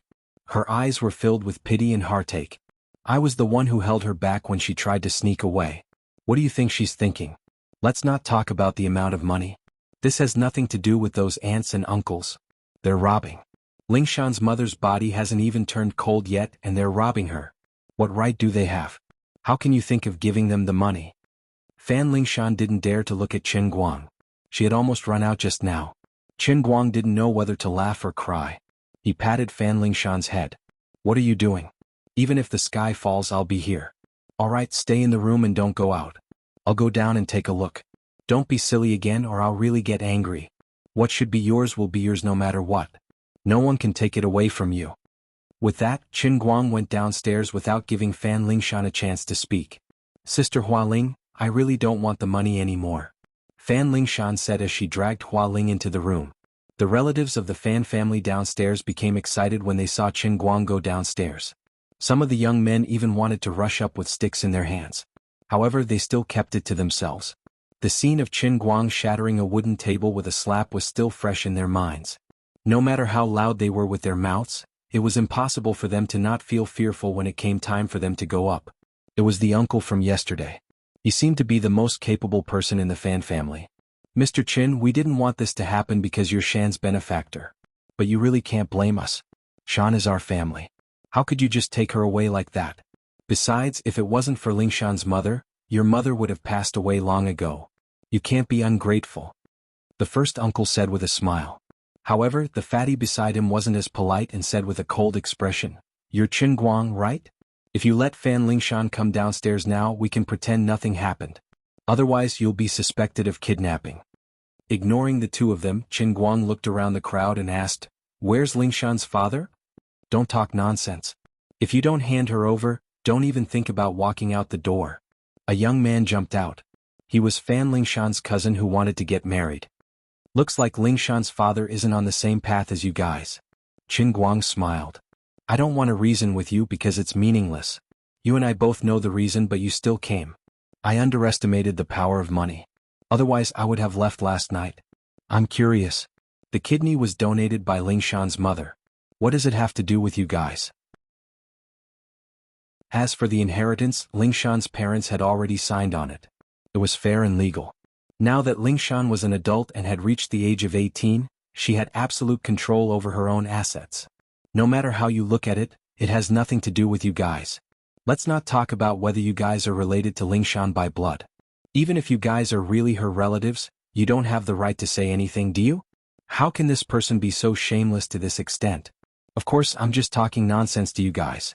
You guys understand the reason and everything. But if you don't make a scene, how can you get money? This is reaping without sowing. You guys don't have any qualms about swallowing your niece's bones without spitting out the skin. Seeing that the fatty was about to speak again, Qin Guang turned his head and glared at him. I don't care how much they promised you. If it was another time and place, I might be willing to use money to resolve this matter. After all, money isn't a problem to me. But now I'm not happy and I don't want to spend money. So, you can wait to become famous. Come, let's take a picture. When Qin Guang finished speaking, he took out his phone and snapped a few photos of the crowd before him. What are you doing? Give me the phone.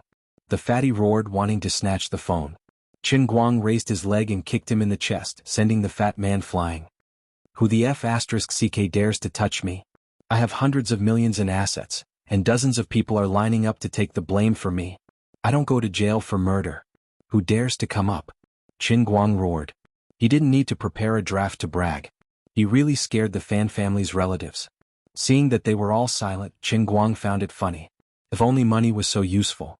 It would be a joke to use this to scare people like Su Lijing. But different people in different situations, they all believed it. Don't be afraid. We'll block the door. He can't leave if he doesn't hand her over. I don't believe he dares to drive over our heads. The eldest uncle saw that the situation was not good.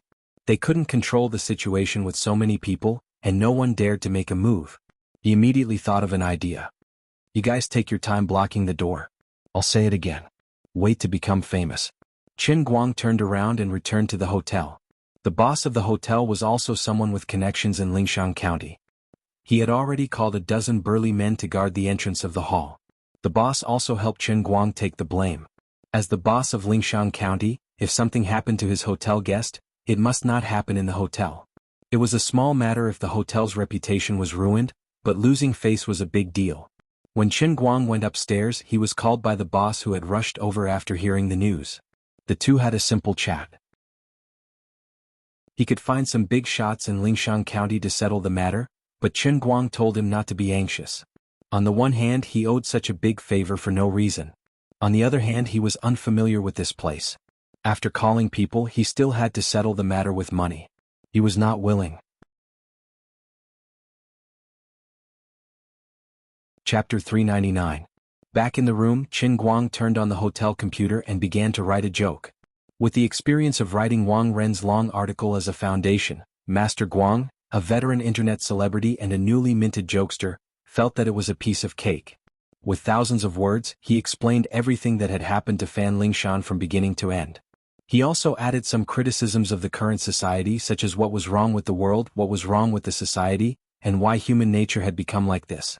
Finally, he added a few freshly released photos. In the photo was Fan Lingshan's uncle, as well as the uniformed fatty's ferocious face as he tried to snatch the phone. The timing was perfect. It took him less than half an hour to finish writing this long article. He still had to thank the owner of the hotel. No matter how much the Fan family relatives and the uniformed fatty made a ruckus, they knew who the owner of the hotel was. In the end, they did not dare to force their way in. After the previous mindless post, "The benevolent are not benevolent," the almighty Superman posted a new Weibo post. Now the number of fans had slowly increased to more than 4.6 million. They immediately sent the news to him. Everyone was looking forward to this guy's new video. He knew how to sharpen a pencil, play the piano, race cars, and play the Dota. Not just in the general sense, but he was so strong that no one dared to challenge him. Many people were wondering what his next Weibo post would be, but they never expected it to be a long article. The title of the long article was, "The Relatives of Friends of Friends of Friends of Friends." The last sentence of the long article said, "At this very moment, my friend's friend's friend is being blocked by dozens of people in Lingshan County's Xinfeng Hotel. My mother passed away and couldn't mourn, so my father was kicked away by his relatives. I don't know how they reported the case. In short, my friend's friend became a kidnapper for no reason. What do you think? Other people's relatives are so scary." Frankly speaking, no one was very happy or satisfied that the almighty Superman had suddenly posted such a joke. An internet celebrity was about to become a public figure. What should we, the millions of fans, do? This kind of thing happened every day on the internet. Other public intellectuals would repost or write these long articles. Everyone would understand. After all, these people relied on this to make a living.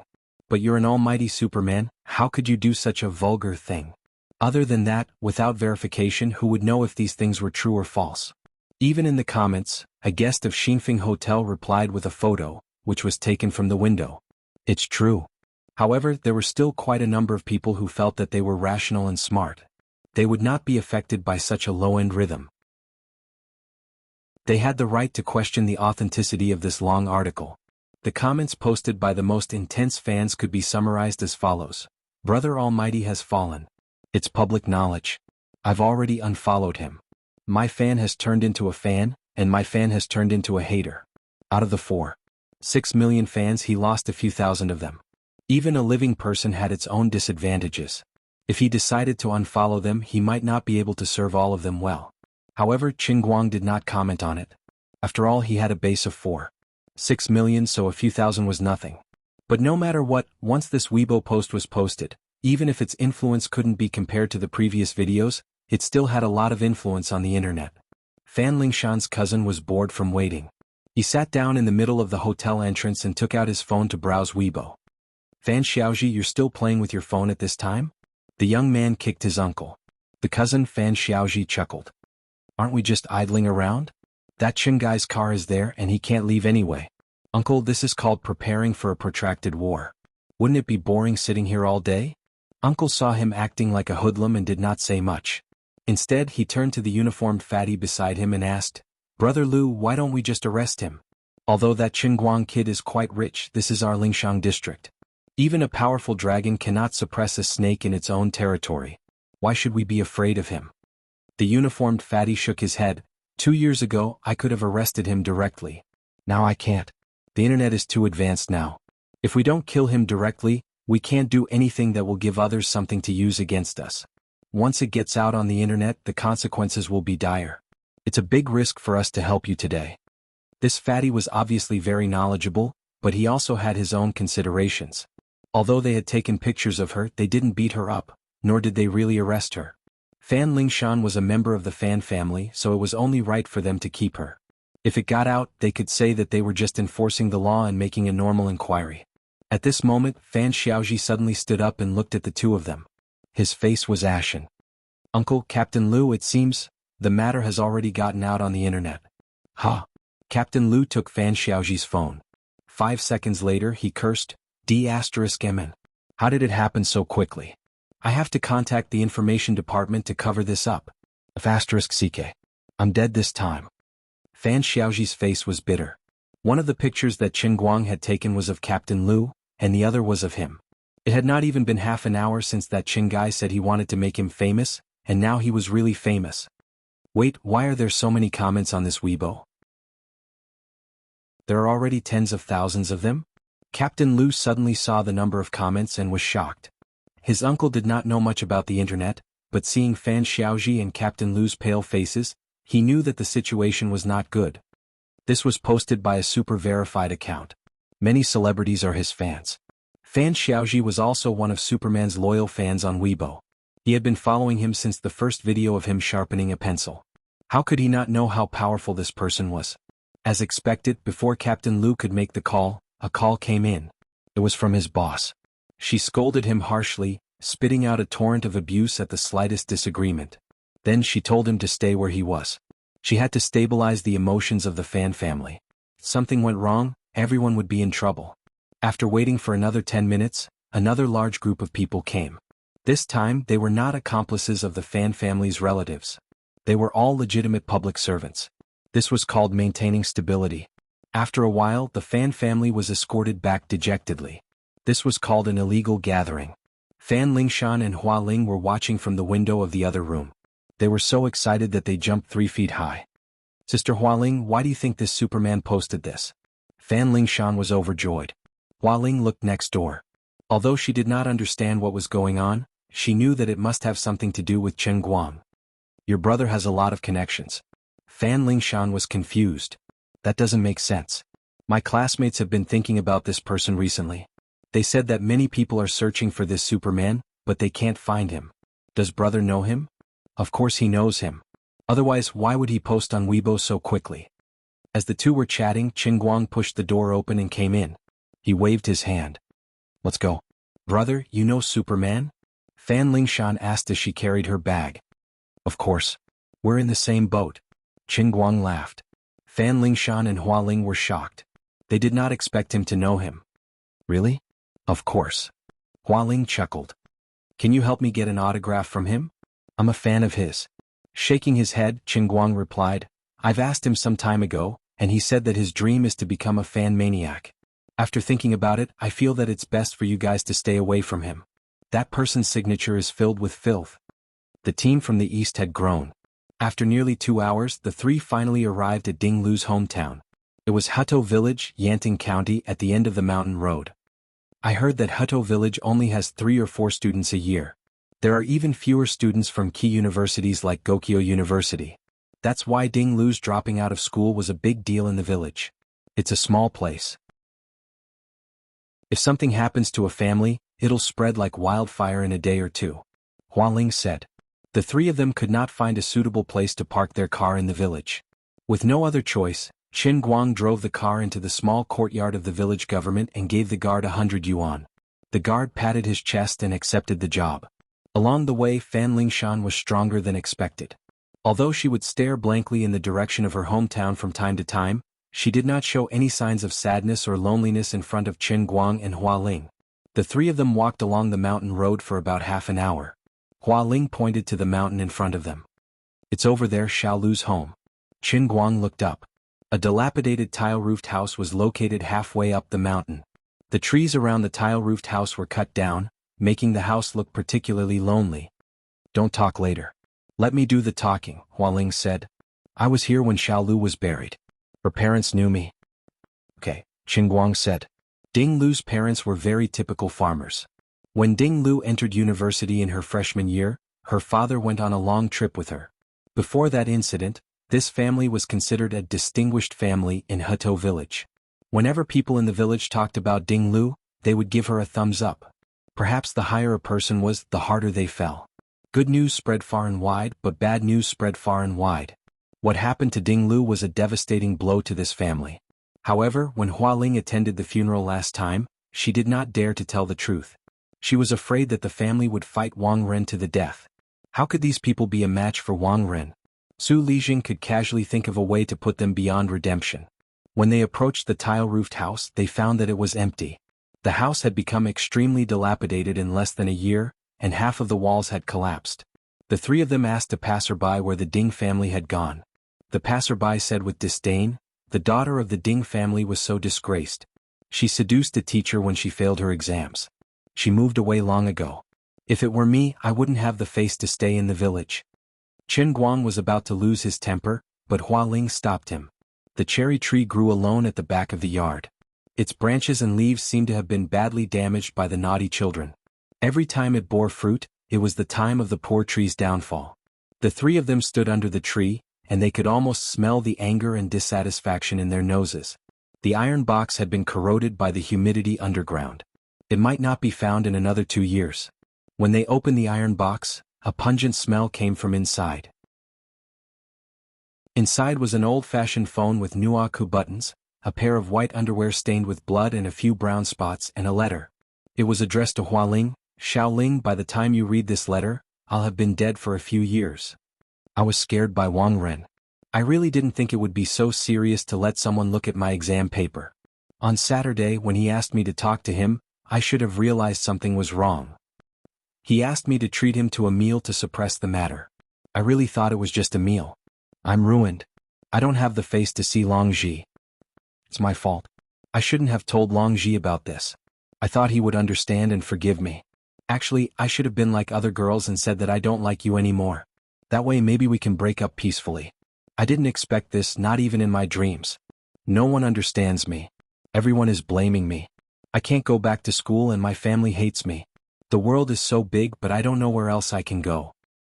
I heard that people who commit suicide will become ghosts. I hope I can become a ghost too. That way I can go find Wang Ren for revenge. But there are no ghosts in this world. I can't become a ghost. I understand that. Actually, I just feel that there's no meaning in living anymore. Xiao Ling, I don't really want you to do anything for me. It was difficult, really difficult. Or perhaps it should be said that it was impossible. Vice Principal Su has talked to me. Many of the high-ranking officials are his students or friends. He also said that if I dare to continue to cause trouble, he will make my 2 brothers who are working outside die on the construction site. All I have to do is pay some money. That's too scary. Don't ruin your life because of me. If you do, I'll feel sorry for you. I just want to leave something behind, but I really don't know who to talk to about this. You're the only one left. I know this will cause a lot of trouble for you. With your personality, you'll feel terrible. Forgive me for being stubborn for the last time. I was wearing this underwear that night. It has my blood and Wang Ren's semen on it. I've been hiding it. There's a recording on my phone. It's also from that night. What if someone wants to deal with Wang Ren in the future? What if someone wants to deal with Su Lijing? If what I left behind can be of even the slightest bit of help. Ding Lu, final words. Hua Ling read the letter word by word with tears in her eyes. Ding Lu's will was written very calmly. It was filled with a despairing coldness. She used her own calm strokes to clearly write down how she walked down the path of suicide step by step. There was not a single exclamation mark. It was like she was talking about someone else's story, but every word made the hearts of the people who read and listened to the letter ache. Qin Guang gently closed the metal box. Looking at the 2 girls who were already in tears, he said softly, "We will avenge her." In Qin Guang's 21 years of life, he had never hated someone as much as he did now. Su Lijing's slightly flattering smile that day outside Wang Ren's room appeared in Qin Guang's mind again, but there was only one word that came to mind: cannibalism. Chapter 400. The battery of Nuaji's phone was completely broken. Fortunately, there was nothing wrong with the phone itself. The voice recorder should still be there. Qin Guang and the others returned to Wujing City the next afternoon and settled Fan Lingshan down. Zhuo Jingxi's apartment had completely collapsed. Although Hua Ling had moved out, there was now Fan Lingshan as a tenant. What made Qin Guang even more depressed was that he had originally planned to rent another room in this district to hide his sister. In the end, Zhuo Jingxi's maternal instincts were triggered by Fan Lingshan's misfortune.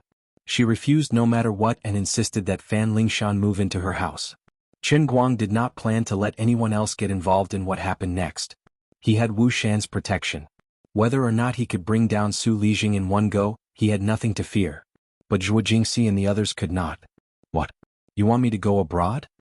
Wang Ren, who was lying in the ward, looked at Su Lijing in front of him blankly. I think something is wrong. You should leave the country as soon as possible. Su Lijing looked a little tired. I've already arranged the plane ticket and passport for you. You can leave the day after tomorrow. And he helped me persuade uncle. I don't want to go abroad.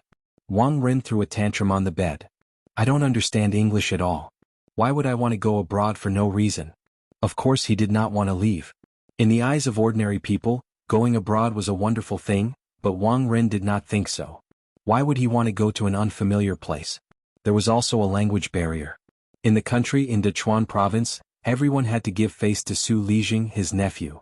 He would be treated well wherever he went. Even if he did something wrong, there would be people to clean up after him. But once he went abroad, he did not know English and had no friends.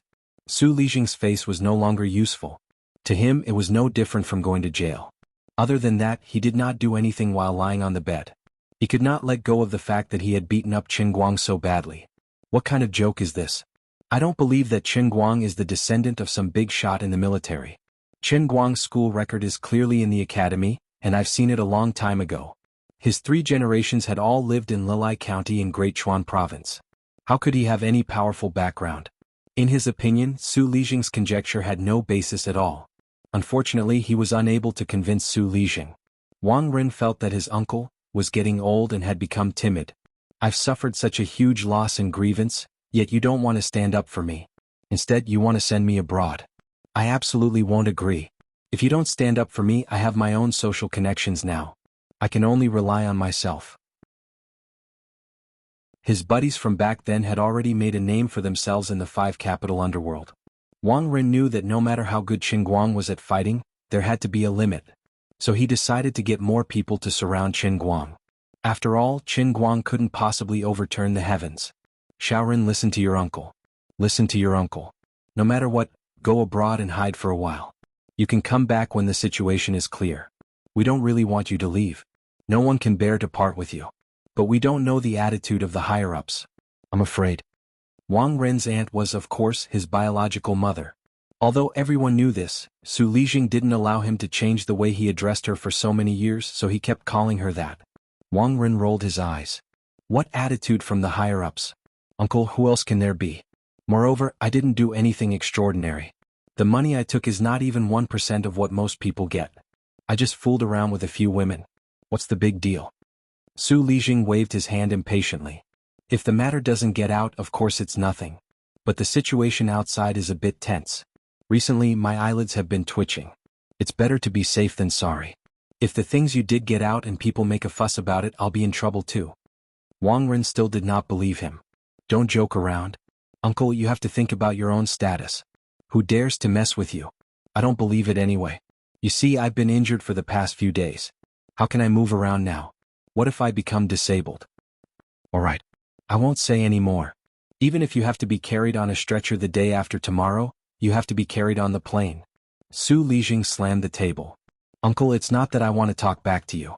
It's just that I really can't move around now. If I move my body slightly, my spine will hurt like a knife. The doctor said that my spine is cracked. You can't just watch me be a vegetable for the rest of my life, right? Wang Ren looked at Su Lijing. Yes, it's my fault. I deserve it. Who asked me to become someone else's son? I can't cause trouble for you. Alright, I got it. I'll go. I'll go, okay? As he spoke, the loneliness in Wang Ren's voice became stronger. His face also showed a trace of desolation. This was a tried and tested trick.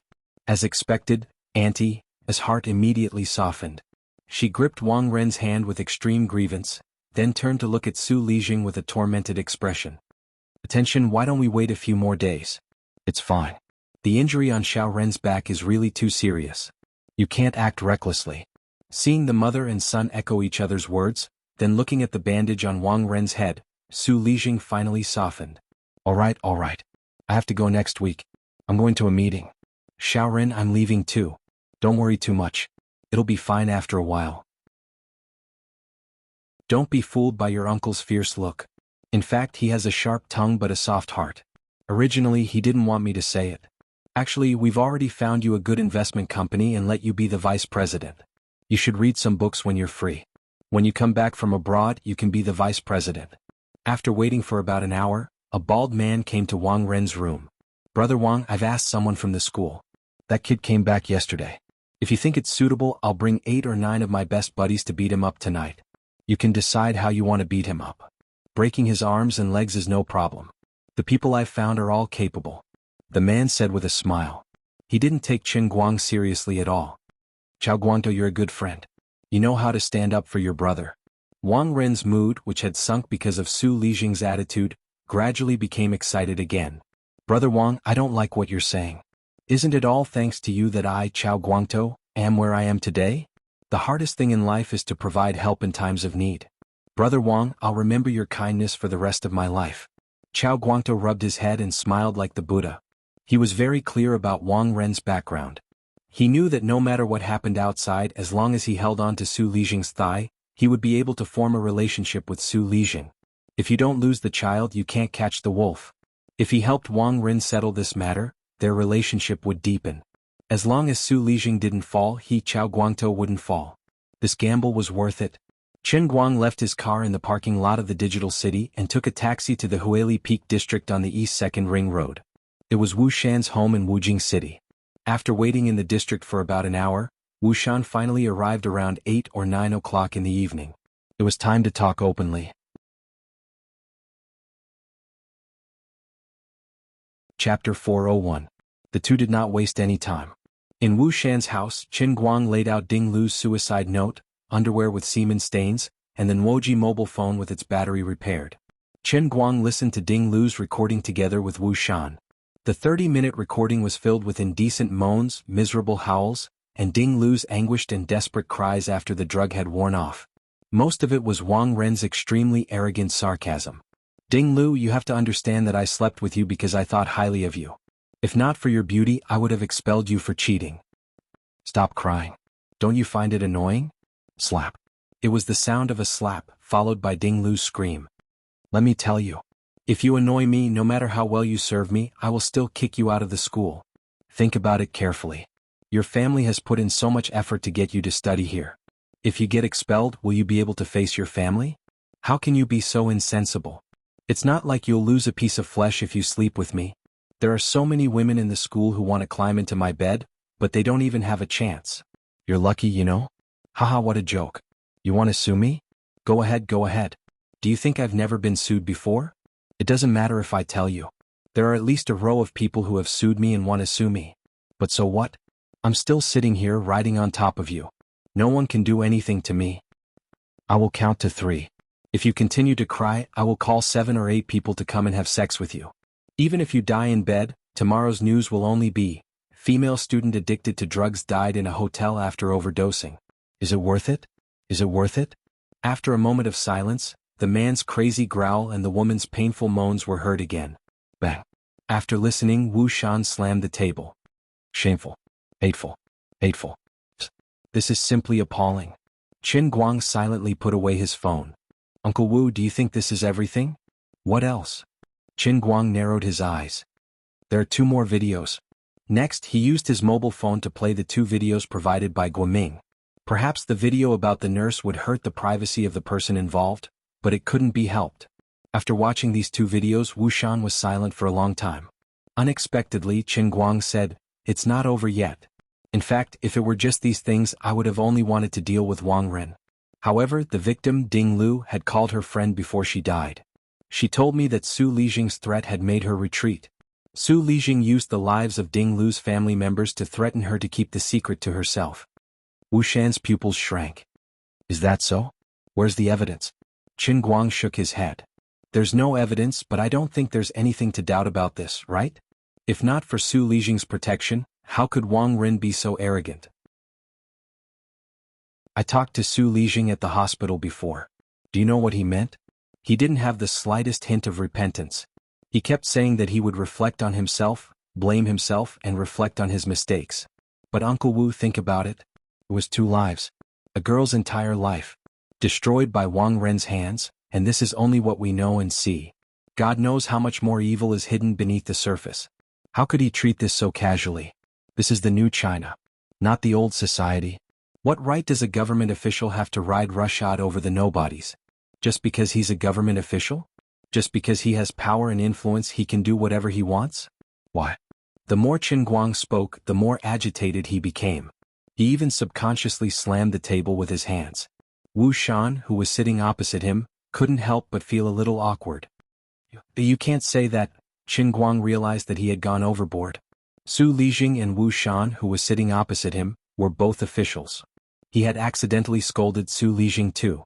Putting aside the fact that Su Lijing wanted to help him and was a high-ranking official from a personal point of view, Su Lijing was Wu Tong's father, and Wu Shan was his junior. I was too excited and didn't know what to say. Uncle Wu, please don't take it to heart. Qin Guang's words made Wu Shan even more speechless. It's fine.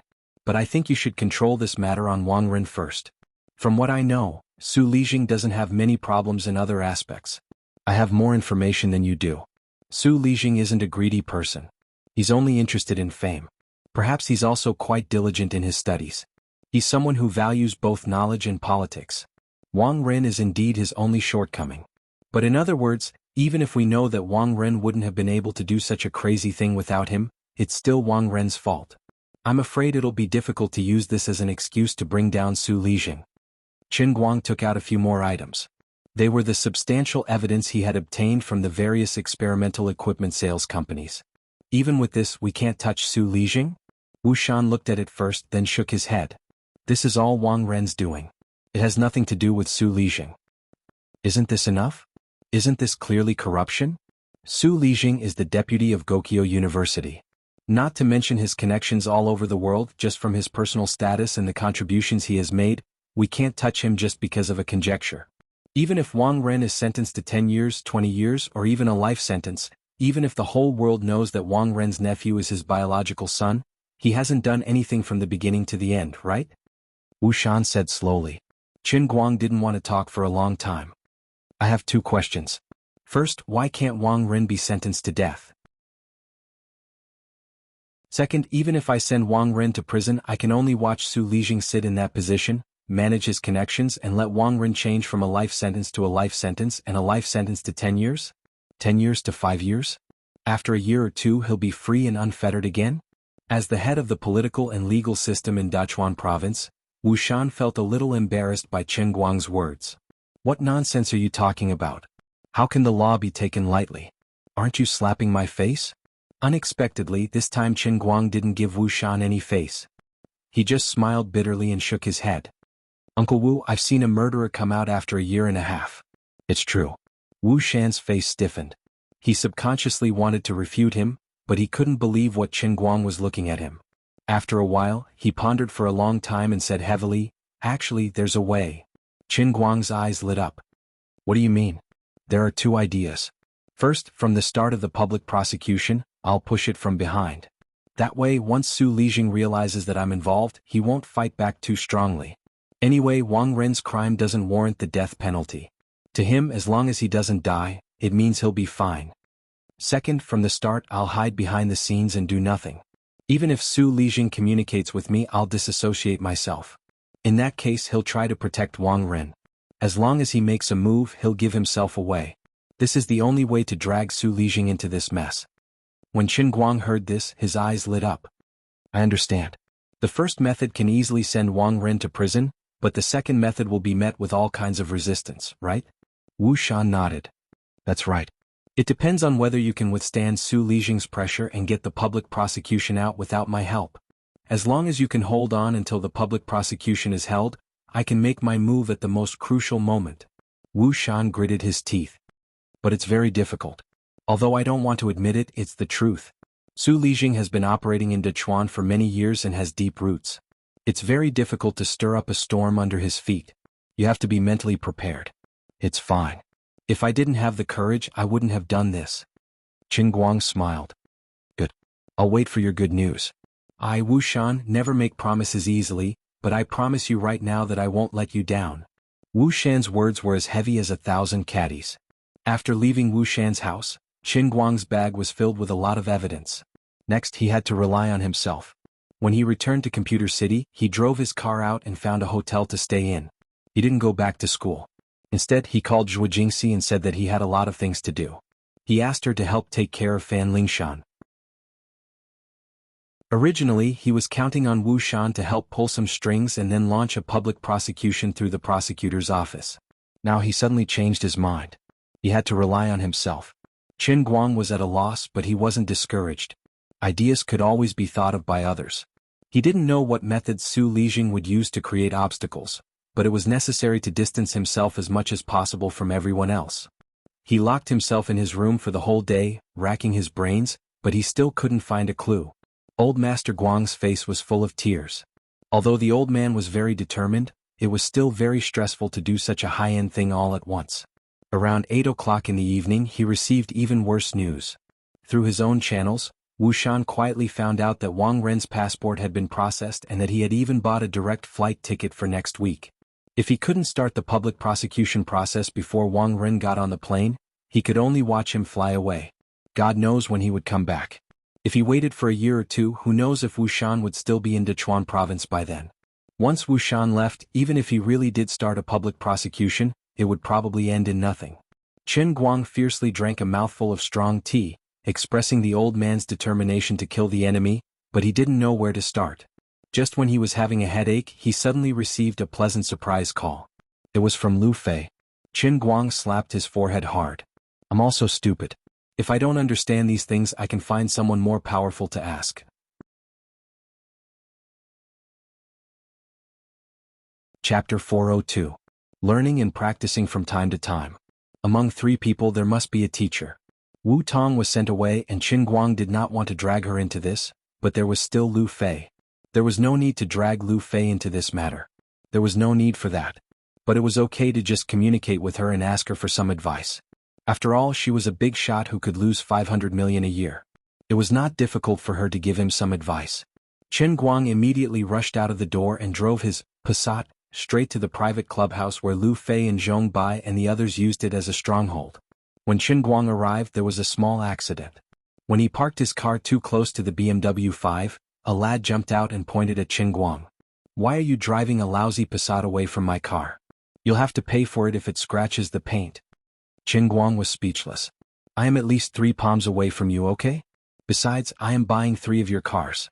The club's security guard, who was helping to direct the parking, could not help but say, dude, this guy is driving a Phaeton. The cheapest one costs 800,000 to 900,000. The man was unhappy. He turned to the side and pointed at Qin Guang's car logo and shouted, this is clearly a Passat. Qin Guang looked at the security guard happily. This young man was good and knew the business. I admire you very much. What do you know? Keep a low profile, understand? This is called low-key luxury. Do you understand? I bought a Phaeton to keep a low profile. I deliberately removed the car logo and replaced it with a Passat to be more low-key. Why do you have to come out and ask for a beating? Is there a hole in your brain?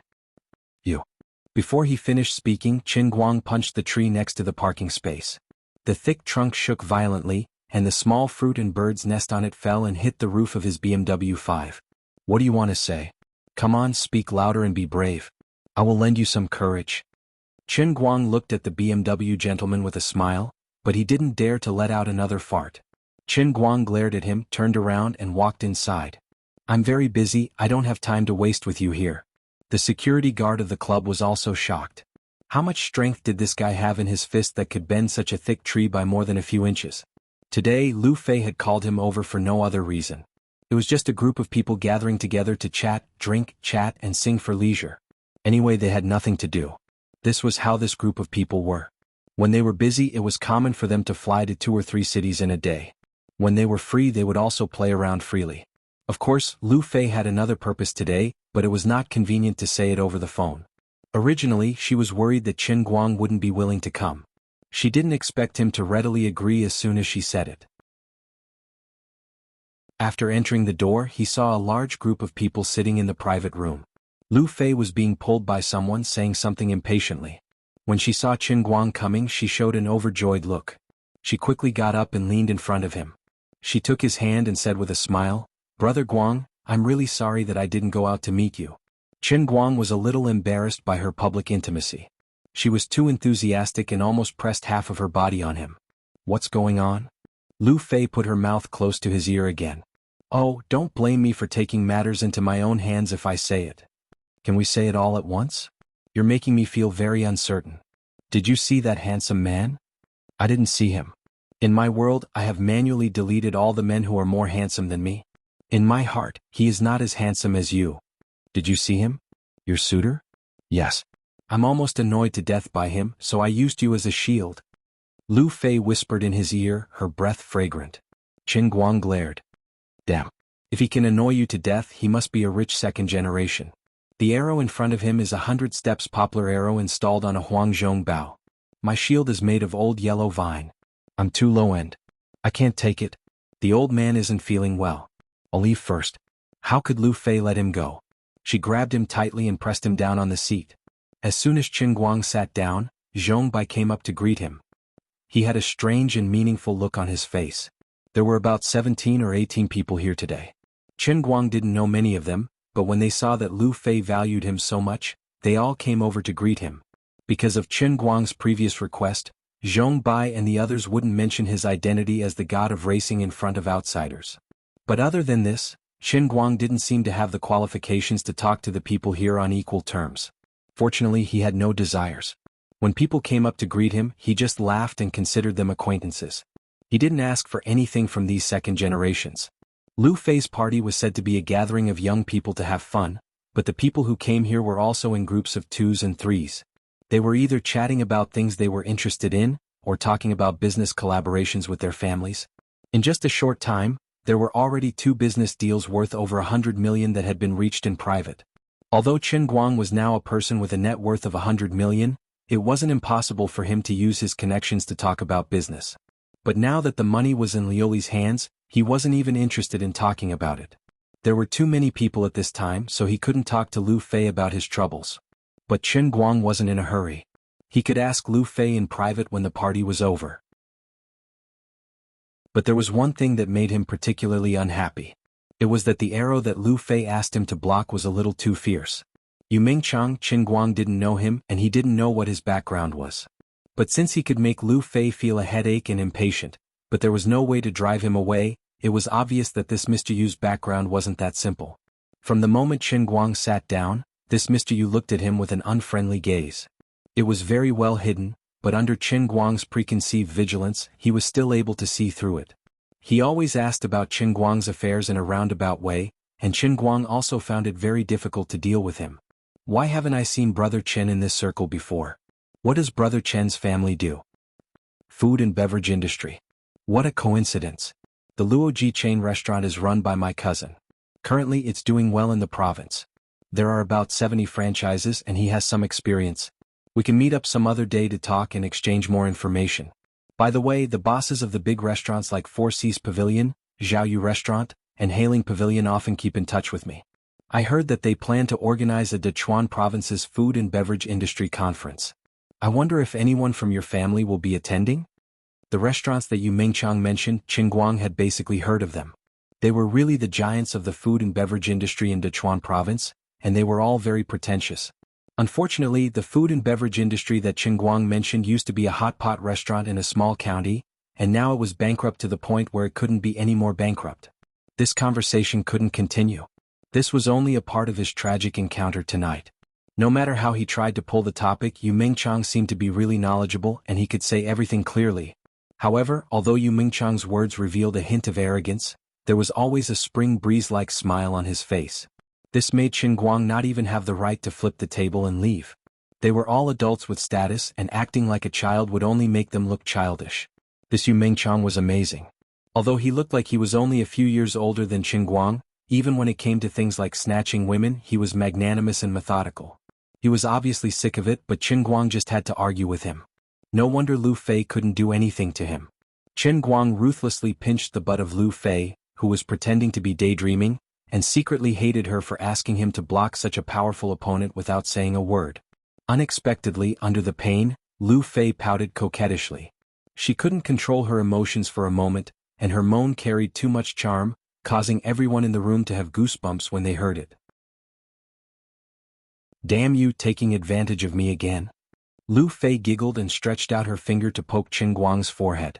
Obviously, she also realized that using normal methods really couldn't make Yu Mingchang lose his mental balance and obediently retreat, so she could only use this unwise method. No matter how good Yu Mingchang's temper was, he felt sour and especially uncomfortable because of Lu Fei's actions. He didn't know how many years he had chased Lu Fei, but he didn't even hold her hand. What was the background of this kid called Qin Guang? He appeared out of nowhere, skipped countless stages, and directly became in this relationship with Lu Fei? How come I have never heard of such a person in Dechuan province before? Zhong Bai and the other 2 or 3 people sat together, seemingly chatting, but in reality he had been staring at the subtle changes in Yu Mingchang. Yu Mingchang is really angry this time, Zhong Bai muttered softly. Let's go and help Brother Guang out? Sister Lu Fei didn't do it properly this time. Duan drank a mouthful of wine and said in an even softer voice than Zhong Bai's. Zhong Bai shook his head. Not properly? I think it's very proper, it's very proper. What do you mean? Zhong Bai had an unfathomable look on his face. You guys don't understand, you really don't understand. When he said this, Zhong Bai's face looked like an enlightened monk who had seen through the world of mortals. Yu Mingchang sat on the sofa, feeling extremely uncomfortable all over. If it was his normal personality, he would directly ask, what is the relationship between Qin Guang and Lu Fei? But he really didn't dare to open his mouth. He had even been avoiding this topic, afraid that he would really hear from Lu Fei's mouth that Qin Guang was actually her boyfriend, and so on and so forth. Looking at this brother's bitter and unspeakable look, Qin Guang felt that he was extremely pitiful. He's as handsome as me, definitely richer than me, and more mature and steady than me. No matter how you look at it, he's the Prince Charming in the eyes of modern women. Unfortunately, it's useless. Talking about love isn't like treating someone to a meal. The internal and external conditions aren't the core elements. To put it bluntly, it's fate. Otherwise, we can just build a big data system and analyze the situation of all the men and women, find the most suitable couple and skip the dating phase. You guys can just get married, it's definitely the most suitable. Who would believe that? Relationships, even people can't understand it. Qin Guang didn't know what was going on in his mind, but he subconsciously smiled bitterly and patted Yu Mingchang's shoulder. Yu Mingchang and Lu Fei were shocked by his actions. Brother, you're really honest. You can even sympathize with a love rival? Looking left and right, Qin Guang also realized that his actions were too pretentious. Damn, this is so awkward. I have to quickly say something or do something to divert these people's attention.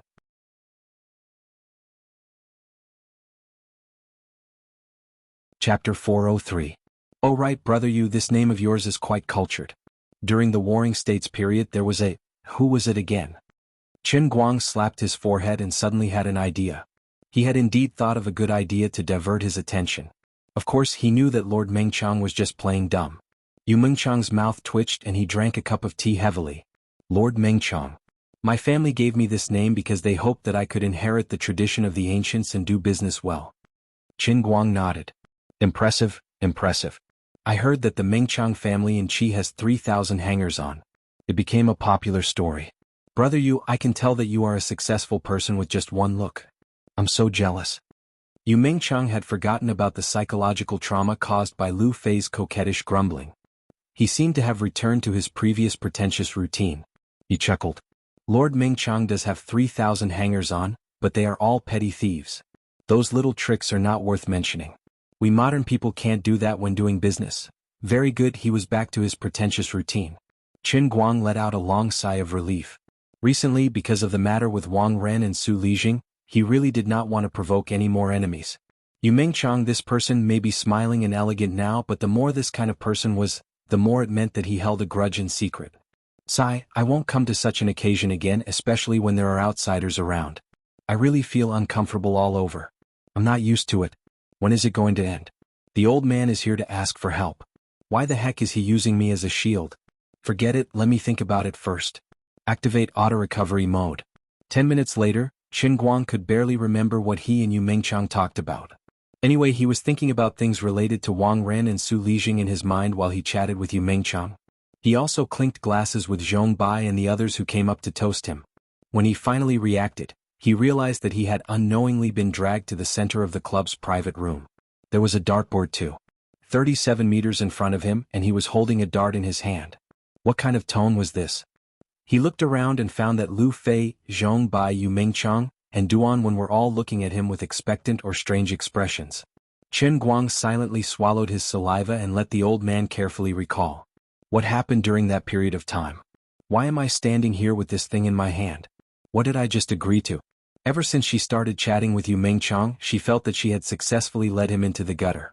She wasn't good at dealing with situations like this, so she simply went on a mental journey and activated auto-recovery mode, leaving everything to her spine. Then he seemed to talk about his hobbies and hobbies. The old man's spine expressed that as an all-around superhuman who was proud of being pretentious, hobbies and the like, that was the old man's usual pretentious domain. He could not lose in pretentiousness. Yu Mengqiang knew that Lu Fei liked racing, so he briefly mentioned that he had a professional racing team. He had an ulterior motive. In order to pick up girls, he directly created a racing team. This guy was also quite hard-working. Then the old man, Lu Fei, and even Zhong Bai, who was on the side, showed little interest. The old man almost spilled the secret request that he had personally said. If he knew that he was the racing god, he would immediately kneel down. Fortunately, Lu Fei stepped on his foot to stop the car. Lu Fei tried to smooth things over. She said that underground racing and professional racing were two different things. There was no comparison. Then Yu Mengqiang changed a few ways. Finally, he mentioned that he was particularly interested in darts. He had just participated in a tournament and won the championship. How could he be embarrassed? How did I deal with him at that time? At this moment, Qin Guang was racking his brains. I seem to have bragged that I'm quite experienced in throwing darts? Coincidentally, this club really did have equipment for a professional darts tournament. Lu Fei and the others would play with it from time to time. Then, I seem to have been encouraged to make a bet with Yu Mengqiang? So I used darts to compete with him here? What did we bet on? Money? 5 million. *CK. The price of my absent-mindedness is terrible.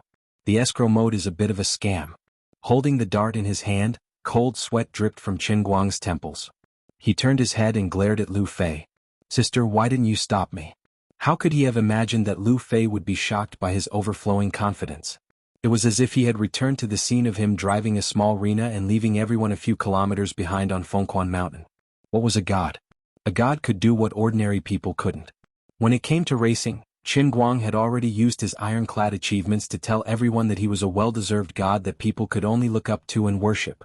He was a god that they couldn't get close to or touch. Perhaps it was because they loved the house, or perhaps it was because Qin Guang's automatic recovery was too overbearing, but Lu Fei, Zhong Bai, and Duan Wen, who knew how miraculous Qin Guang was, never imagined that he was lying through his teeth. So the problem was, now that he had agreed to the bet of 5 million and the dart was in his hand, wouldn't it be too late to admit defeat now? What should the old man do? It wasn't much, really not much. It wasn't even a fraction of what I had in my bank account. But I used to be a thrifty young man who could split a penny into two. This was 5 million. You want me to give it away for free? Dream on. Why don't you cut a piece of meat from me? I'd feel more comfortable then. Of course, the biggest problem now was that he clearly had money in his account, but he didn't dare to touch it. Lu Li, the scourge and fierce beast, was watching. Qin Guang suddenly thought of a slogan that worked every time. That's right. It was time for him to shout and roar in despair in his heart once more. Lioli, please save me again and again and again. I didn't want to talk to you at first, but you're really lucky. Lord Lioli, who would grant all requests, actually spoke. Qin Guang was moved to tears. I knew that even if I was abandoned by the whole world, Lord Lioli would not give up on me. Dear Lioli, can you control the time and specific content of the appearance of the world in a cup? Qin Guang asked expectantly. Unexpectedly, Lioli shook her head fiercely in his heart. No. Then why are you acting all high and mighty like I can save you with just a flick of my finger? Can't we be more honest? Less tricks, more sincerity, and we can still be friends. Lioli chuckled. I can only tell you this. Before 12 o'clock there must be a world in a cup, but what is the specific content? I can't say for sure. I can't say for sure when it will happen. In short, you should pray for more luck. Think of a way to delay the time. Don't brag and drink more water. Maybe when you drink more water, the world in a cup will appear. That makes sense, but God knows how much I have to drink?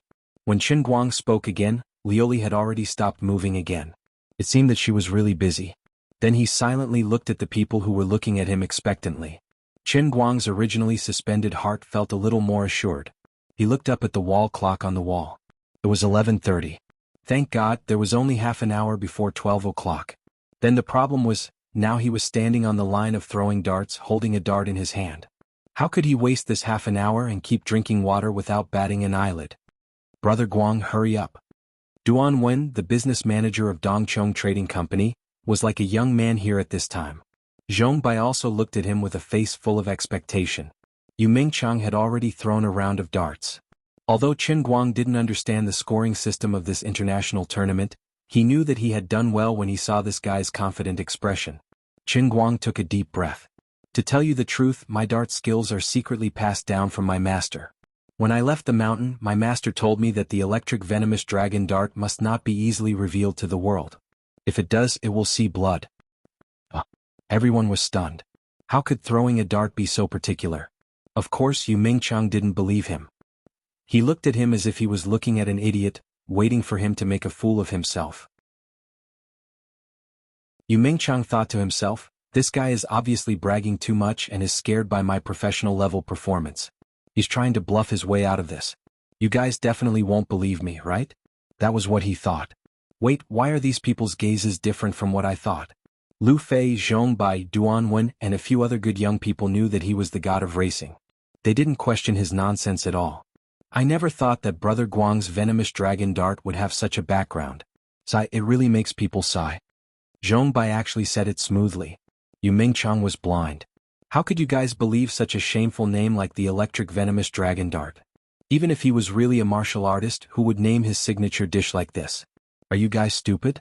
You guys actually believe this kind of nonsense? Yu Mingchang felt defeated. Had the world become strange? In his impression, Zhong Bai was quite sensible. He didn't seem to have a screw loose in his head. There was no need to mention Lu Fei.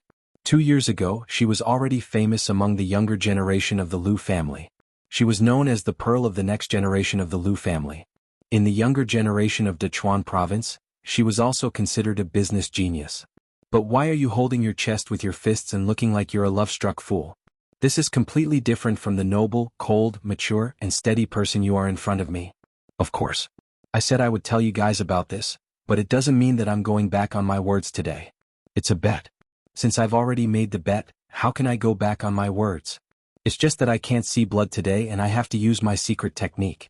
So I have to tell you guys everything from the beginning to the end. This matter, I have to start from 18 years ago, oh no, 15 years ago, on a summer night when I was 6 years old. A bunch of nonsense. In short, it was all kinds of nonsense. He made up a groundless strange old man, then made up an inexplicable hidden sect, then continuously bragged to everyone about his painstaking practice of his unique skills, training in the 9 seasons of winter and the 3 hottest days of summer. Then, from time to time, he would stuff the heavenly grail into his mouth again and again because his mouth was dry.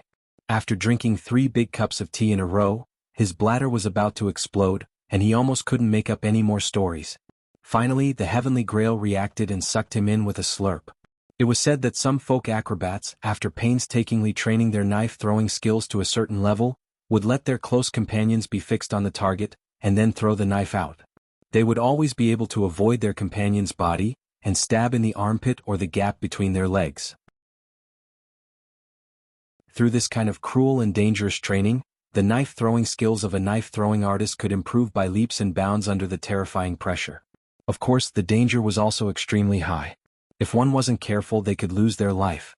If it wasn't for the fact that they were tired of living or wanted to change wives, they wouldn't do this kind of thing. But today, Qin Guang said that this kind of training method of letting others lie on the target to throw darts or knives was simply too weak. What was really scary was that the person tied to the target was himself, and the person throwing the knife was also himself. Don't ask me how I know. Because 5 minutes after I entered the world in the cup, I came up with the name, 9 Knives Stuck in the Head.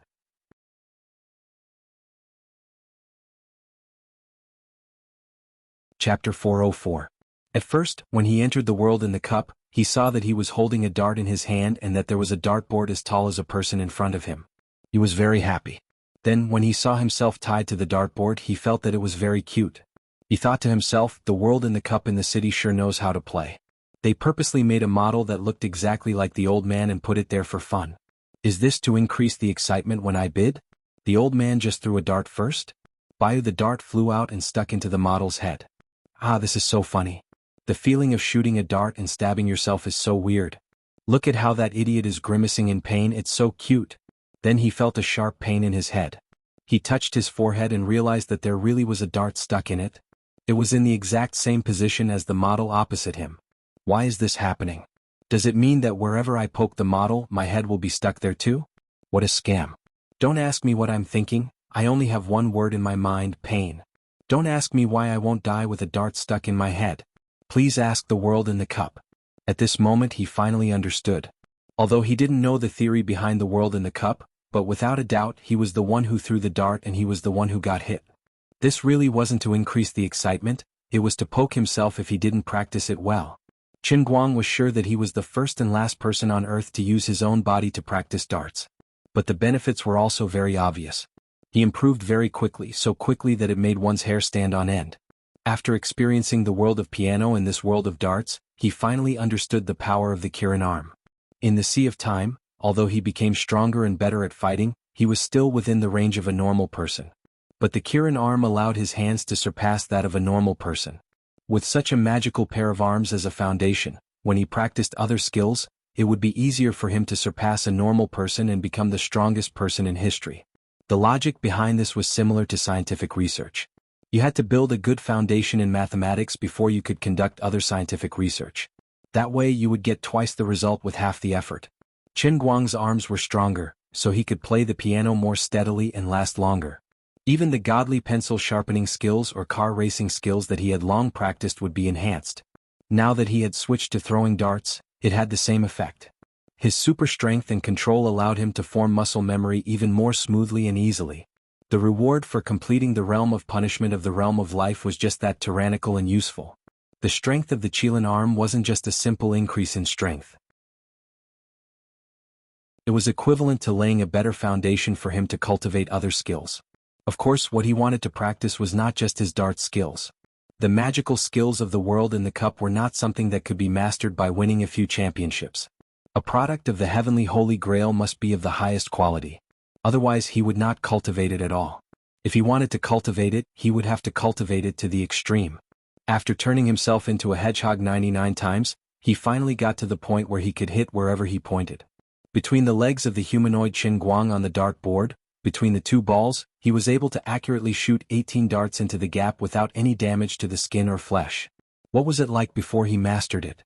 Old Master Guang said, "Let's not bother about the details of the past. Anyway, every time I turn into a hedgehog, the darts on my body will return to 0, okay? I used to be called Double Yolk Egg. There was a period of time when I changed my name to One Egg. After I completely turned into a hedgehog, I became known as Mei Yudan. Please retreat 10 meters. The throwing distance has been increased to 5 meters. Please accurately hit the red dot on the dart board." As usual, the difficulty of the world in the cup was increased at the right time. The emotionless electronic voice of the heavenly Holy Grail sounded. "You think you can make me retreat by increasing the distance? All right." The red dot lit up an inch below the old man's penis. "You're crazy. Why are you always making life difficult for my crotch? I'll fly." "No. Asshole. GG Smita. F***CKMEY. Why did you start spinning at the slightest disagreement? My balls. Does this mean that the rotation of the dartboard is variable?" Finally, Qin Guang stood 100 meters away, his back almost touching the edge of the world in the cup. The muscles on his arms swelled as he threw a silver dart. The silver dart drew a long parabola in the air and accurately hit a strand of armpit hair between the armpits of Qin Guang's crazily spinning body, nailing it to the dartboard. In ancient times, there was Huang Zhong and Li Guang who could shoot a willow tree 100 steps away. Today there was Qin Guang who could nail a hair 100 meters away. Passed test passed. Old Master Guang heaved a sigh of relief. After today the old man had gained another godly skill. Little Qin's flying dart had never missed its target. From now on, the old man was no longer the old man of the past, but the old man who possessed long-range destructive power. Luli was really busy and didn't waste time with him in the sea of clouds. She lifted him up with a kick, and when she came back to her senses, he had just reached the last sentence of his story. "Everyone, the sect has ordered that the electric venomous dragon dart must be used, and it must see blood. But now is no longer the pugilistic world, but the golden age, so we don't need to fight and kill each other. So." Before he finished speaking, Qin Guang's fingers trembled, and the dart suddenly flew out from his fingertips, hitting a spot half a meter above the dart board. Yu Mingchang was stunned at first, but then he burst out laughing. "Brother Qin, your dart is really accurate. You even missed the target in such a refreshing and refined manner." Zhong Bai, Lu Fei and the others were also a little confused. Why did Brother Guang suddenly shoot the dart while bragging? That accuracy was a little embarrassing. There was a confident smile on Qin Guang's face. "Zhong Bai, go and see what's nailed on my dart." Zhong Bai turned around and stretched his neck to look around. *CK. Why the hell is there a fly nailed on it? That's right. Human blood is blood. Fly blood is also blood. This is already considered to have seen blood. It doesn't violate the sect's rules. Without giving these people any time to complain about weakening his momentum, Qin Guang continued to straighten his neck and said coldly, "Today the ultimate skill has been revealed and it's the first to see blood. Now I'll show you what it means to be a venomous dragon escort agency. Every dart will hit the target." Before he finished speaking, he turned around and walked to the back. He stood in the corner of the room, more than 10 meters away from the dartboard hanging on the pillar. He pointed to the front and said loudly, "I don't really understand the rules of your tournament. Brother Yu, can you help me tell you what the rules are for a high score?" Yu Mingchang was dumbfounded. "The standard international competition distance is 237 meters, okay? Are you kidding me? Fine, strictly according to the rules of the tournament, pretentious players can stand further away to throw the dart. But no one would be so pretentious as to stand more than 10 meters away. Are you serious?" Yu Mingchang had only participated in formal competitions and met professional players. He had never seen such an unorthodox way of doing things. Qin Guang nodded. "Of course I'm serious. My skills are too good. If I compete like you, people will say that I'm a bully in the future." Yu Mingchang's character was good, but he couldn't stand being looked down upon like this. He might have started a team to attract Lu Fei, but playing darts was really his personal hobby, just like how Lu Fei liked racing. "You're insulting my hobbies and humiliating my character. You don't even understand the rules, you shameless layman. If I knew you were such a person, I would never have agreed to compete with you in darts."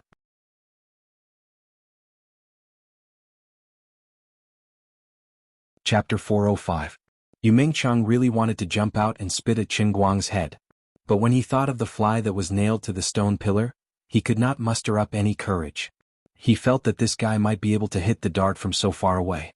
That's fine. According to the rules, this is the rule of 301. Whoever can reduce the score to 0 first wins. Yu Mingchang pointed at the small black bar in the 3x20 area. Right here. Before he finished his sentence, Qin Guang, who was more than 10 meters away, threw out a dart.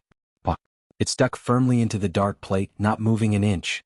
It was less than 5 millimeters away from Yu Mingchang's fingertips. Yu Mingchang jumped in fright, cursing his mother in his heart. That triplet of 20 points represents 60 points, right? 301 points. I have to hit 5 60-point darts first and then one 1-point dart, right? Qin Guang shrugged his shoulders. So troublesome. Can't you just go for the bullseye? Yu Mingchang could not take it anymore. What do you know? This is the rules. It is in this kind of thrilling and exciting competition where you lose with one move that darts are interesting. Qin Guang suddenly took out another 5 darts. You don't have it. How can you compete with me if I hit wherever I point? Just as he finished speaking, the remaining 5 darts were thrown out one after another. The interval between each dart was less than a second. A total of 5 darts were all squeezed into a 20-point triple zone. The distance between the darts was exactly the same, less than 0.5 millimeters. The tail fins of the darts were not touching each other at all. Instead, they were stuck inside each other. It was also a very standard posture. Only the last dart was stuck in the first zone. Why don't you let me finish explaining the rules? What Yu Mingchang found interesting was extremely boring in Qin Guang's eyes. Mr. Yu was embarrassed and aggrieved. It was as if his dreams were being trampled on, but there was nothing he could do. The 5 darts were stuck together in the tiny space of the 20-minute triple zone. Upon closer inspection, this guy seemed to have obsessive-compulsive disorder. Even the rotation of the tail wing was perfectly synchronized. What was even more disgusting was that his throwing speed was really fast. The most disgusting thing was that he was still standing so far away. I'm playing darts, what are you playing? Ultra-miniature cruise missile? Are you even human? Can we have fun? At the very least, Meng Chang, a half-pro player, had never seen anyone who could stand so far away and throw so accurately. This feeling was very much like a master of mental arithmetic who wanted to compete with someone in addition, subtraction, multiplication, and division of more than 10 digits, and the other party directly took out a calculator and gave the answer in 1 second. Yu Mingchang's current mood could only be described with 3 words: King dog. When he looked at the reactions of Zhong Bai and the others, he was even more confused. Hey, don't you guys think that he's very powerful and worship him? Why are you guys still so calm after he's done such a horny thing? Why is this happening? At the very least, all of you are as shocked as I am. Did I win? Qin Guang walked up and looked at Yu Mingchang with an inexperienced gaze. Actually, old Master Guang was really worried about this.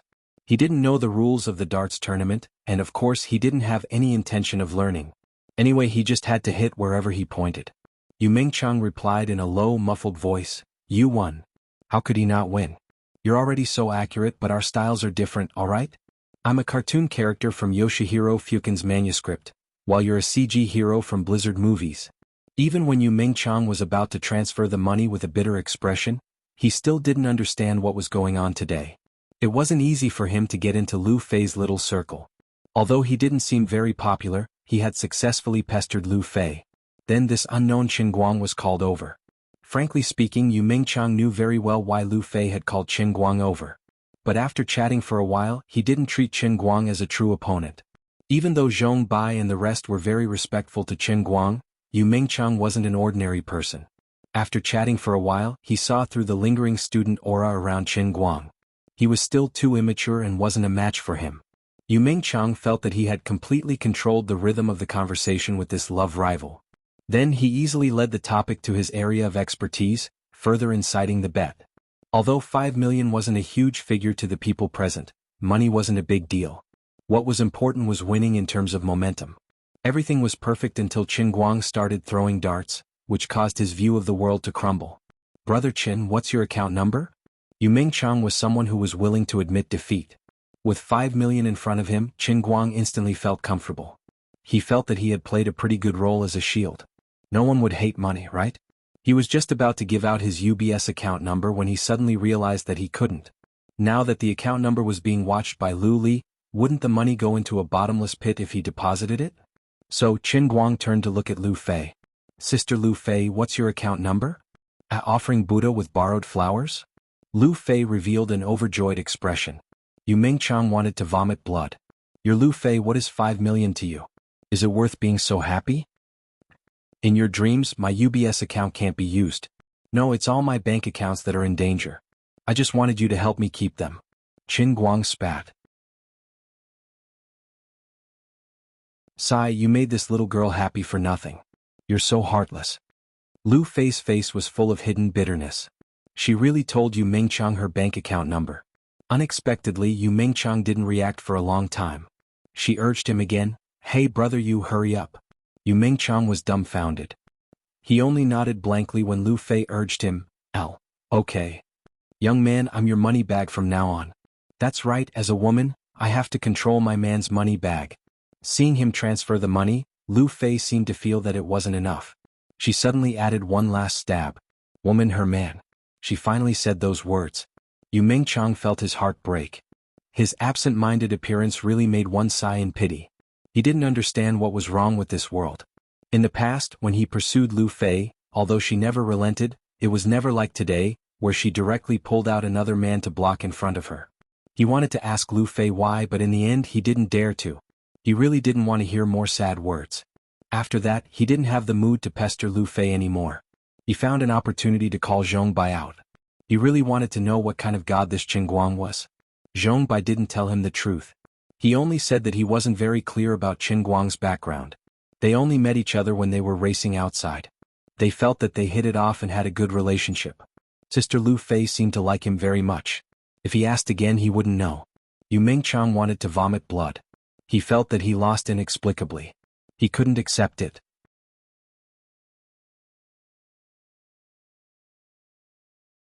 Chapter 406.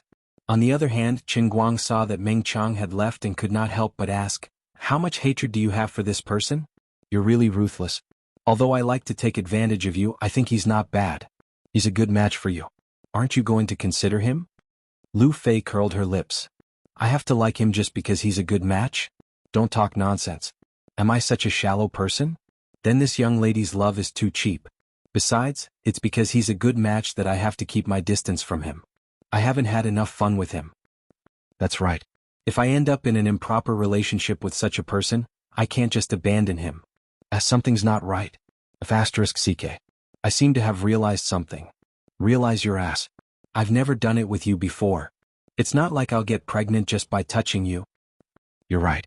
I have nothing to say." Qin Guang was in tears. "Of course. In my current criteria for choosing a partner, Qin Guang, you're really ranked first." "What's your criteria for choosing a partner?" Qin Guang asked. Lu Fei chuckled. "Just one word. Handsome." "Oh, then there's no other way. Can only be the old man. You can't run away in this lifetime. I can lose in anything but handsome and righteous." Qin Guang nodded in agreement. "Although I really want to beat you up, there was a time when you were the most handsome person in the world in my heart. I really hope that you can be as handsome as you are in the car." Lu Fei turned around. Her eyes were misty and misty.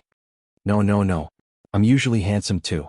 Not only am I handsome when driving, but I'm handsome when I'm eating. I'm also handsome when I'm squatting in the toilet." Today he finally got an idea from Lu Fei. Actually, Lu Fei's idea was not that profound. Since there was no way to launch a public prosecution, he would go the route of public opinion. He would first cause a ruckus on the internet. When the matter reached a certain level, he would pull out 1 or 2 victims and launch a lawsuit in the name of the victims.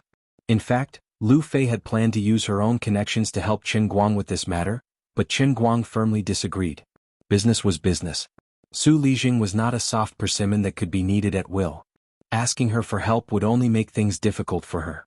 Sometimes, when one's power reached a certain level, a businessman could not easily offend them no matter how much money they had. Of course, Lu Fei's idea was only an idea when there was no other way. Weibo was said to be useful, and there would often be some real or fake news on it, causing some debates about what was wrong with the world. However, everyone knew that things in this world were not as free as they seemed on the surface. Of course, Lu Fei's idea was only an idea when there was no other way. Weibo was said to be a useful thing. There would often be some real or fake news on it, causing some debates about what was wrong with the world. But everyone knew that things in this world were not as free as they seemed. After the party, because he was drunk, he could not drive. So, Qin Guang simply left his car in the club and took a taxi with Lu Fei to her house. It was a 3-story villa located between the first and second rings of the city. It was much more domineering than Tang Ying's mansion. With the current housing prices, large villas in this location were generally not sold by square meters, but by buildings. If you did not have 20 million yuan, don't greet the developers, they would not have time for you. Obviously, Lu Fei was also used to living alone. The big house was empty with no one else. Try to make your almighty Superman ID even more popular. When it's about time, write a long article while it's hot and post it in one go. Even if it's quickly blocked or banned, it doesn't matter. At the very least, it's enough to create a certain impact. Then you can make use of the fact that you're banned to make a fuss. Throw money, that's right, throw money to hire a water army to spread the news a second and third time. Launch wave after wave of propaganda to make people pay attention to this matter. After that, you can drag all the victims out and make the other party tired of dealing with them. With Su Lijing's personality, if Wu Shan can really make him careless, he might think that since the news can no longer be suppressed, he might as well go along with the public prosecution. As long as he can make some fuss during the trial and exonerate Wang Rin, he will be able to take drastic measures and turn all of your attacks into nothingness. In other words, if what you said is not true, then in the end, you will be shooting yourself in the foot. But if everything you said is true, as long as you can push the matter to the court by hook or by crook, and with Wu Shan to uphold justice, it will be foolproof. But I don't know any professional water army. I have money, but I can't find a place to spend it. Qin Guang shook his head. Lu Fei chuckled. I know. My family is in the chemical industry, so we always have long-term cooperation with water armies. It's easy. To be honest, in front of someone who is determined to protect the environment, is it really a man to say such things? When I took the environmental exam, it was really heartbreaking. I watched the documentary Kokushili, Nature Now, The Mountains and Rivers Now. Save it for me. Aren't I helping you? Alright, let's do it this way. First, show the enemy that we are weak, launch a little offensive, and lure Su Lijing to eliminate the impact. Then, throw money at him with a tidal wave of propaganda to make him tired, so that he can only place his hopes on tampering with the trial. Finally, you play all your cards in one go. As for the money for the water army, use the 5 million you left with me. I'll help you find people, and I promise I'll do it for you. Don't worry, I'm not stupid. I won't get myself into trouble. Ruffy drew a conclusion to the matter. Immediately, the two of them began to discuss the matter in Lu Fei's room, hyping up the Weibo account of Almighty Superman. How could there not be a piano in a 3-story villa? As a result, in Lu Fei's eyes, Qin Guang had another cool moment when he played the piano. Almighty Superman posted on Weibo again. The second piano video was fresh out. He once again challenged the world's top 10 difficult songs. And he played while watching a TV series. After watching the TV series, he even sang a song. Although his singing was terrible. He played Franz Liszt's Will-O-Wisp, and sang He Schwa Schwa. In short, this video had to be as heaven-defying as ever. When Qin Guang released the second video, it instantly dispelled all the doubts about Qin Guang's omnipotent superhuman status. There were people who chased after him, and of course there were people who questioned him. The skeptics believed that he did not really perform successfully in one go, but after many attempts he recorded all the perfect performances in the same place, and then combined them into one video. At present, this view had become the mainstream of the opposition, because what he did was simply unrealistic in the eyes of the piano world. However, this video of him playing Will-O-Wisp and singing He Schwa Schwa Schwa made everyone speechless. Because it was even more unrealistic. Yes, many artists could play and sing by themselves, but what they played and sang was the same song. What the hell does your Will-O-Wisp and He Schwa Schwa Schwa have to do with each other? Aren't you afraid of schizophrenia? Speaking of which, why is the sound of your piano still as accurate as a machine? Emotionally, he was still holding back. At this moment, these people still did not know that this video was just the beginning of the frenzy that Almighty Superman was about to set off. In the next 3 days, they would witness the gradual rise of a living miracle.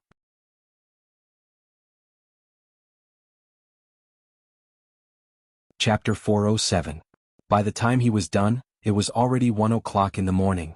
Luckily, Lu Fei's villa had good soundproofing, and the nearby villas were far enough away. Otherwise, with Qin Guang's performance of some of the 10 most difficult songs in the middle of the night, people would have come knocking.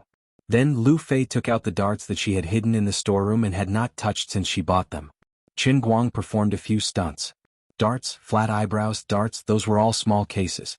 After filming, he felt that it was a little boring. After all, he was indoors. No matter how accurate his shots were, it did not seem cool enough. Wait a minute, there's another box. Lu Fei took out a second box and there were 12 darts inside. Qin Guang took a deep breath. It seems that it's time to show my real skills. As soon as he finished speaking, he threw out his right hand and 24 darts flew out from his palm, straight at the wall. The darts were nailed to the wall, and the 24 darts lined up to form a complete character. Cool. What do you think?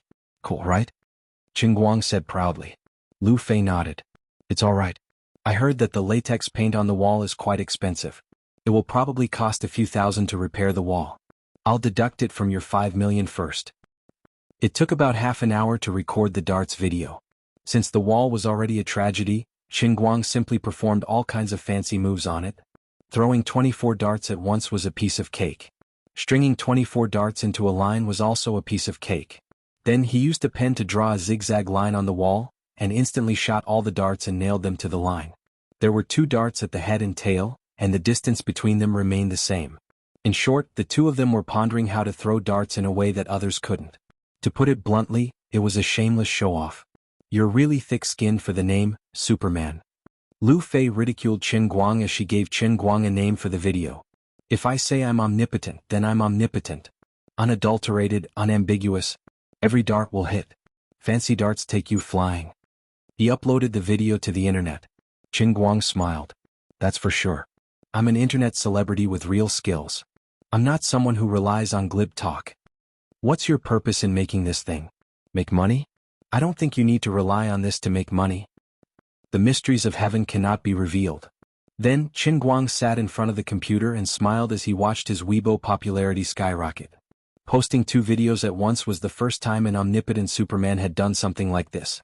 He had only said one thing: I want to be famous, I want to attract your attention. His goal was so clear that even some low-profile countrymen felt that he was being too arrogant and criticized him. Even so, the 2 videos still swept across the internet. Even though it was already late at night, the late-night slot still had an audience and was still popular.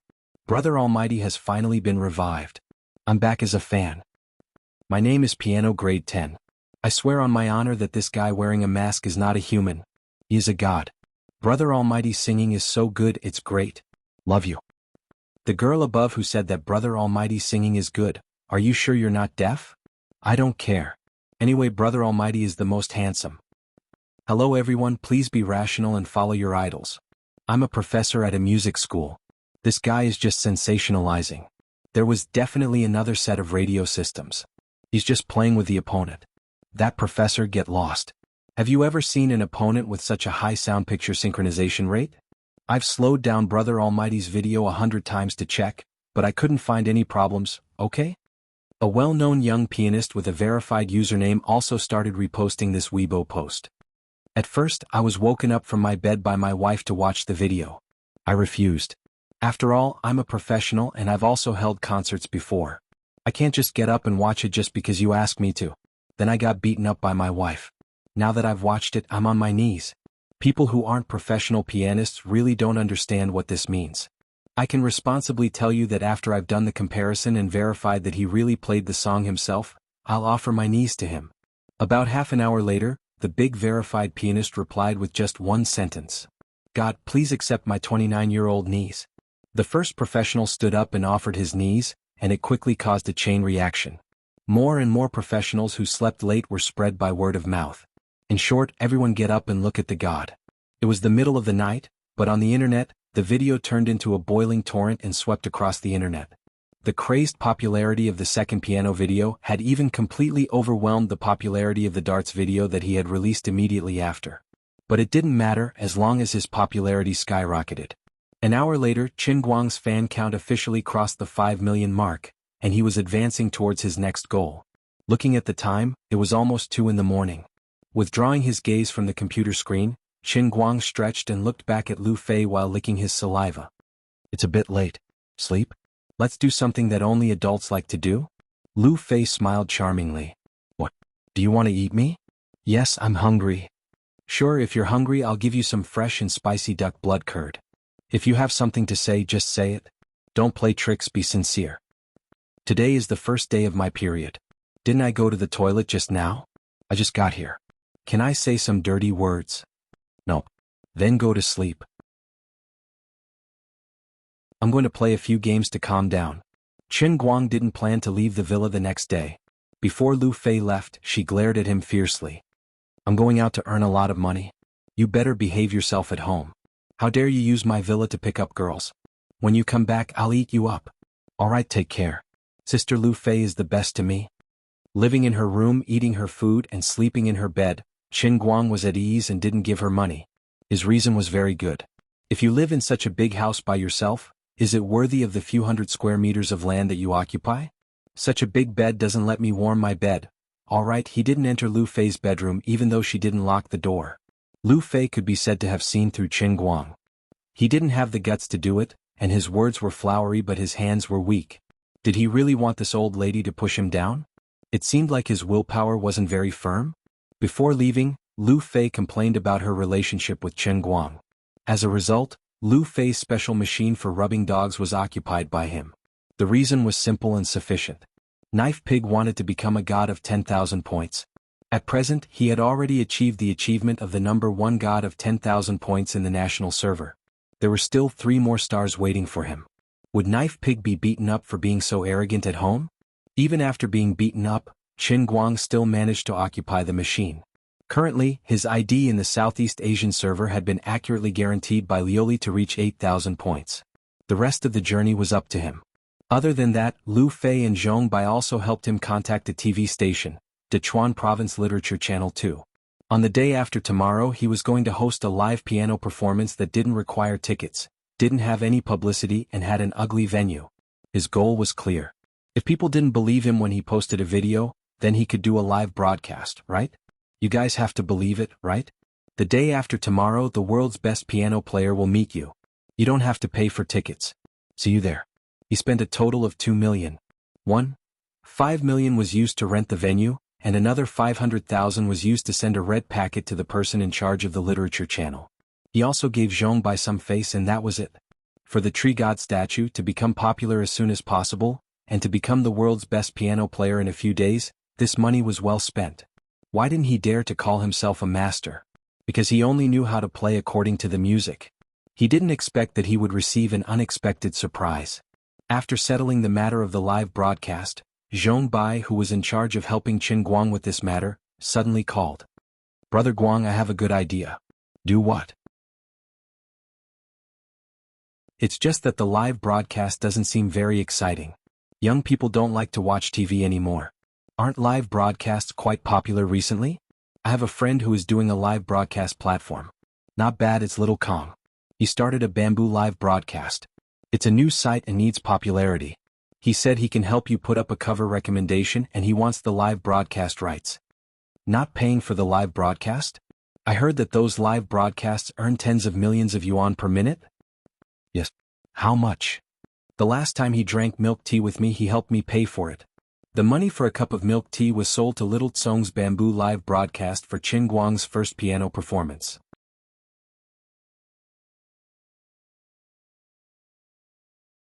Chapter 408.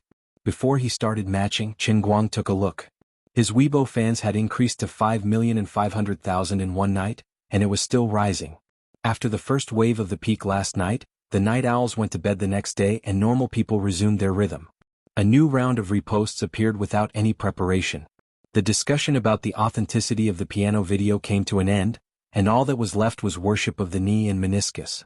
In addition, the second Dart video that he had accumulated last night finally began to show its strength. In the last half of the video, in order to verify his identity, he sharpened the pencil again. This time, he sharpened a piano on the pencil head. In addition, he also took a picture of the computer screen to verify that the number 1 player on the national server who still could not be surpassed was himself. Even though the piano was elegant, not everyone could understand it. Ordinary people's perception of piano performance stopped at a very simple level of good or bad. They could not understand the amazing skills hidden under the performer's performance, especially the 10 most difficult songs. Frankly speaking, they were not very good songs. The difficulty was far greater than the degree of pleasing to the ear. Most of the difficult songs were used by performers to practice finger techniques, so how good could they be?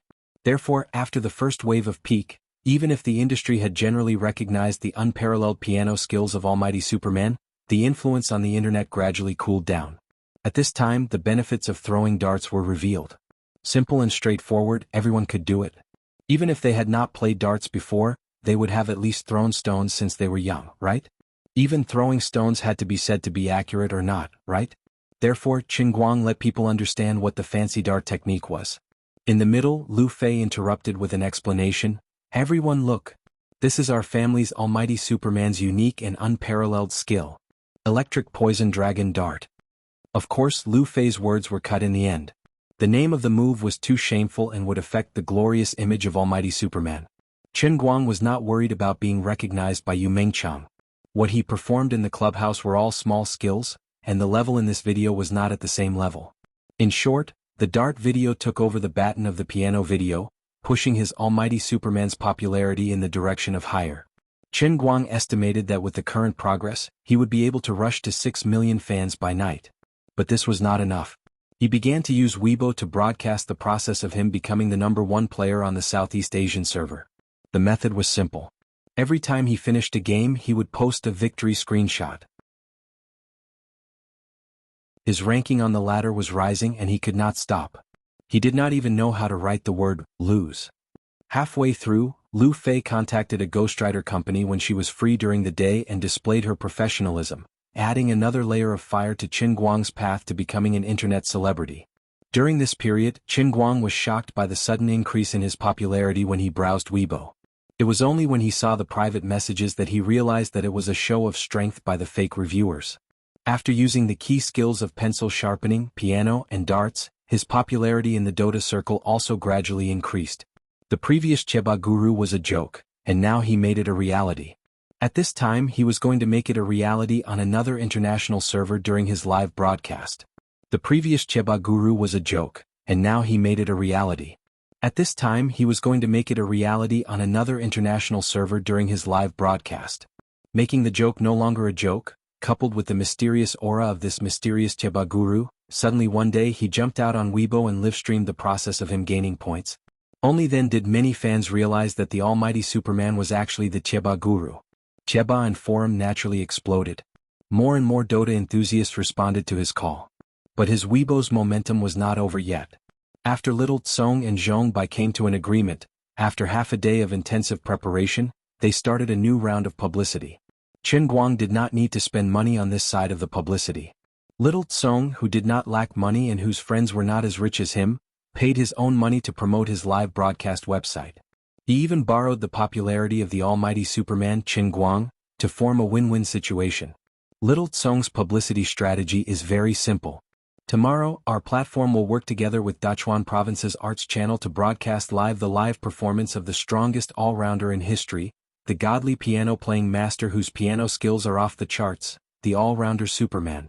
Within the same day, the promotion of the piano video, darts video, the live broadcast of him gaining points, and the live broadcast of the bamboo live broadcast. Today was the day to witness a miracle. By the time Lu Fei came back at night, he had already fought 15 rounds on his way to gaining points.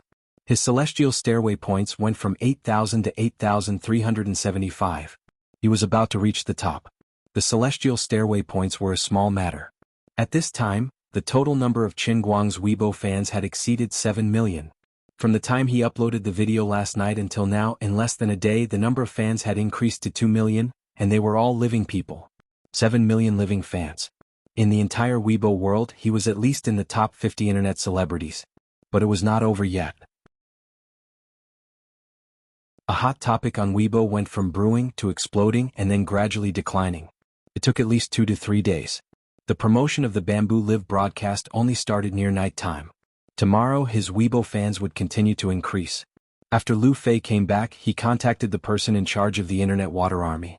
They agreed that after Qin Guang finished his piano performance tomorrow night, while his popularity was rising unstoppably, he would immediately publish a long article to launch a fierce offensive against Wang Ren and Su Lijing. At 6 o'clock the next day, Qin Guang had already rushed to around 8,800 points on the Southeast Asian server. His total number of fans had exceeded 8 million. Throwing down the mouse in his hand, he went out to drive the phaeton that Lu Fei had sent someone to pick up and went straight to the Wujing City Arts Center. He originally thought that there would be no one. After all, he had not done any advanced publicity. He did not expect to see a sea of people when he arrived. Zhongbai came out and quietly welcomed him in. Why are there so many people? It's only been a day and 2 million can create such a strong publicity effect? Qin Guang asked. Zhongbai chuckled. We didn't spend any money but someone else did. It's little Chong. You know, rich and willful. To be honest, I regret it. If I had known earlier, how much would I have lost? Save it. You're not a celebrity. You don't have to wear a mask. Aren't so many people here because they don't need to pay for the tickets? Zhongbai had seen through his little scheme in one go. Isn't it because I'm famous on Weibo? Are these people here because I'm a celebrity? Although I'm not a celebrity, I'm a celebrity. Being famous is one thing, but asking for money and not asking for money are two different things. Brother Guang, don't worry about this. Don't you just want to be famous? Look at what you're saying. I'm really unhappy. How can I be such a shallow person? Huh? Isn't that so? At this moment, Qin Guang still did not know that his phaeton had disappeared from school for 2 days, and was finally found by Wang Ren's assistant, Guang Tu Chao. Brother Chao, why is this place so crowded? It's not easy to make a move. One of the underlings asked. Guang Tu Chao snorted. It's fine. Anyway, the car is here. We're not in a hurry. Guang Tu Chao had brought 17 to 18 people with him. He had planned to find a time when there were fewer people to block the car, but he did not expect there to be a sea of people here. Guang Tu Chao pondered for a moment. Don't care about anything else. Anyway, we'll keep a close eye on the car. It seems like some celebrity is having a concert. Qin Guang must be here to watch the show. He'll come out sooner or later. This time he had brought 17 to 18 people. Most of them were super fighters from his own company. 3 of them were retired soldiers. Other than that, there were 2 people that he had hired with a lot of money. They were fighters that had won competitions in the underground boxing world. They were all tough people and none of them were easy to deal with. Guang Tu Chao felt that he had a strong army, but he still wanted to be safe. Everyone brought their weapons. He had heard from Wang Ren that Qin Guang was pretty good at fighting, but there had to be a limit, right? I don't believe that you can handle this lineup of mine. Immediately, this big boss who wanted to climb up Wang Ren's social ladder had already called Wang Ren to ask for credit. Brother Wang, we've blocked that kid's car. He's really something here at the Wujing Arts Center. He actually came to watch some piano performance. When Wang Ren hung up the call, he chuckled to the worried Su Lijing and replied, Uncle, you're worrying for nothing. How can Qin Guang do anything? He's still watching the concert at this moment. You're just scaring yourself. Who are you? Where did he get the guts to do anything to you? Why don't you believe me when I tell you? Qin Guang really isn't some second-generation celebrity. He's just a poor student. I've already searched through his information in school. Su Lijing ignored him. He thought to himself, if the grandson of a big boss wants to live incognito in school, of course he would have to fake an identity. How could a junior like you see through it? But no matter what, because of this call from Guang Tu Chao, Wang Ren and Su Lijing had indeed let their guard down. They thought that Qin Guang really didn't take it seriously. Su Lijing thought to himself, perhaps Qin Guang's original goal was to get me to revoke the punishment for Zhuo Jingxi and the others. Who would have thought that a kid of such status was actually a romantic? When Lu Fei arrived, it was about 6:30. There was still a full hour before the piano performance began, but the crowd outside was already so big that it was almost impossible to stand. A normal celebrity's concert would not be able to reach this level of popularity. For such a situation to occur, the word free was indeed a big reason. Of course, it was also because of the popularity of the almighty Superman on Weibo. Coupled with the free publicity provided by Xiao Tsong, in just one day, the internet was flooded with publicity for this event. It was said that Xiao Tsong had sold 2 to 3 million yuan in one day. If this was not popular, the heavens would not tolerate it. You're tuning in to the Han Li's Wuxia Chronicles YouTube channel. We're so grateful for your support, and don't forget to subscribe to join us on this incredible journey through captivating stories. Your generosity through donations truly makes a world of difference, as it's the primary source of revenue that allows me to expand and enhance this channel for you. Thank you from the bottom of my heart for being a part of this adventure.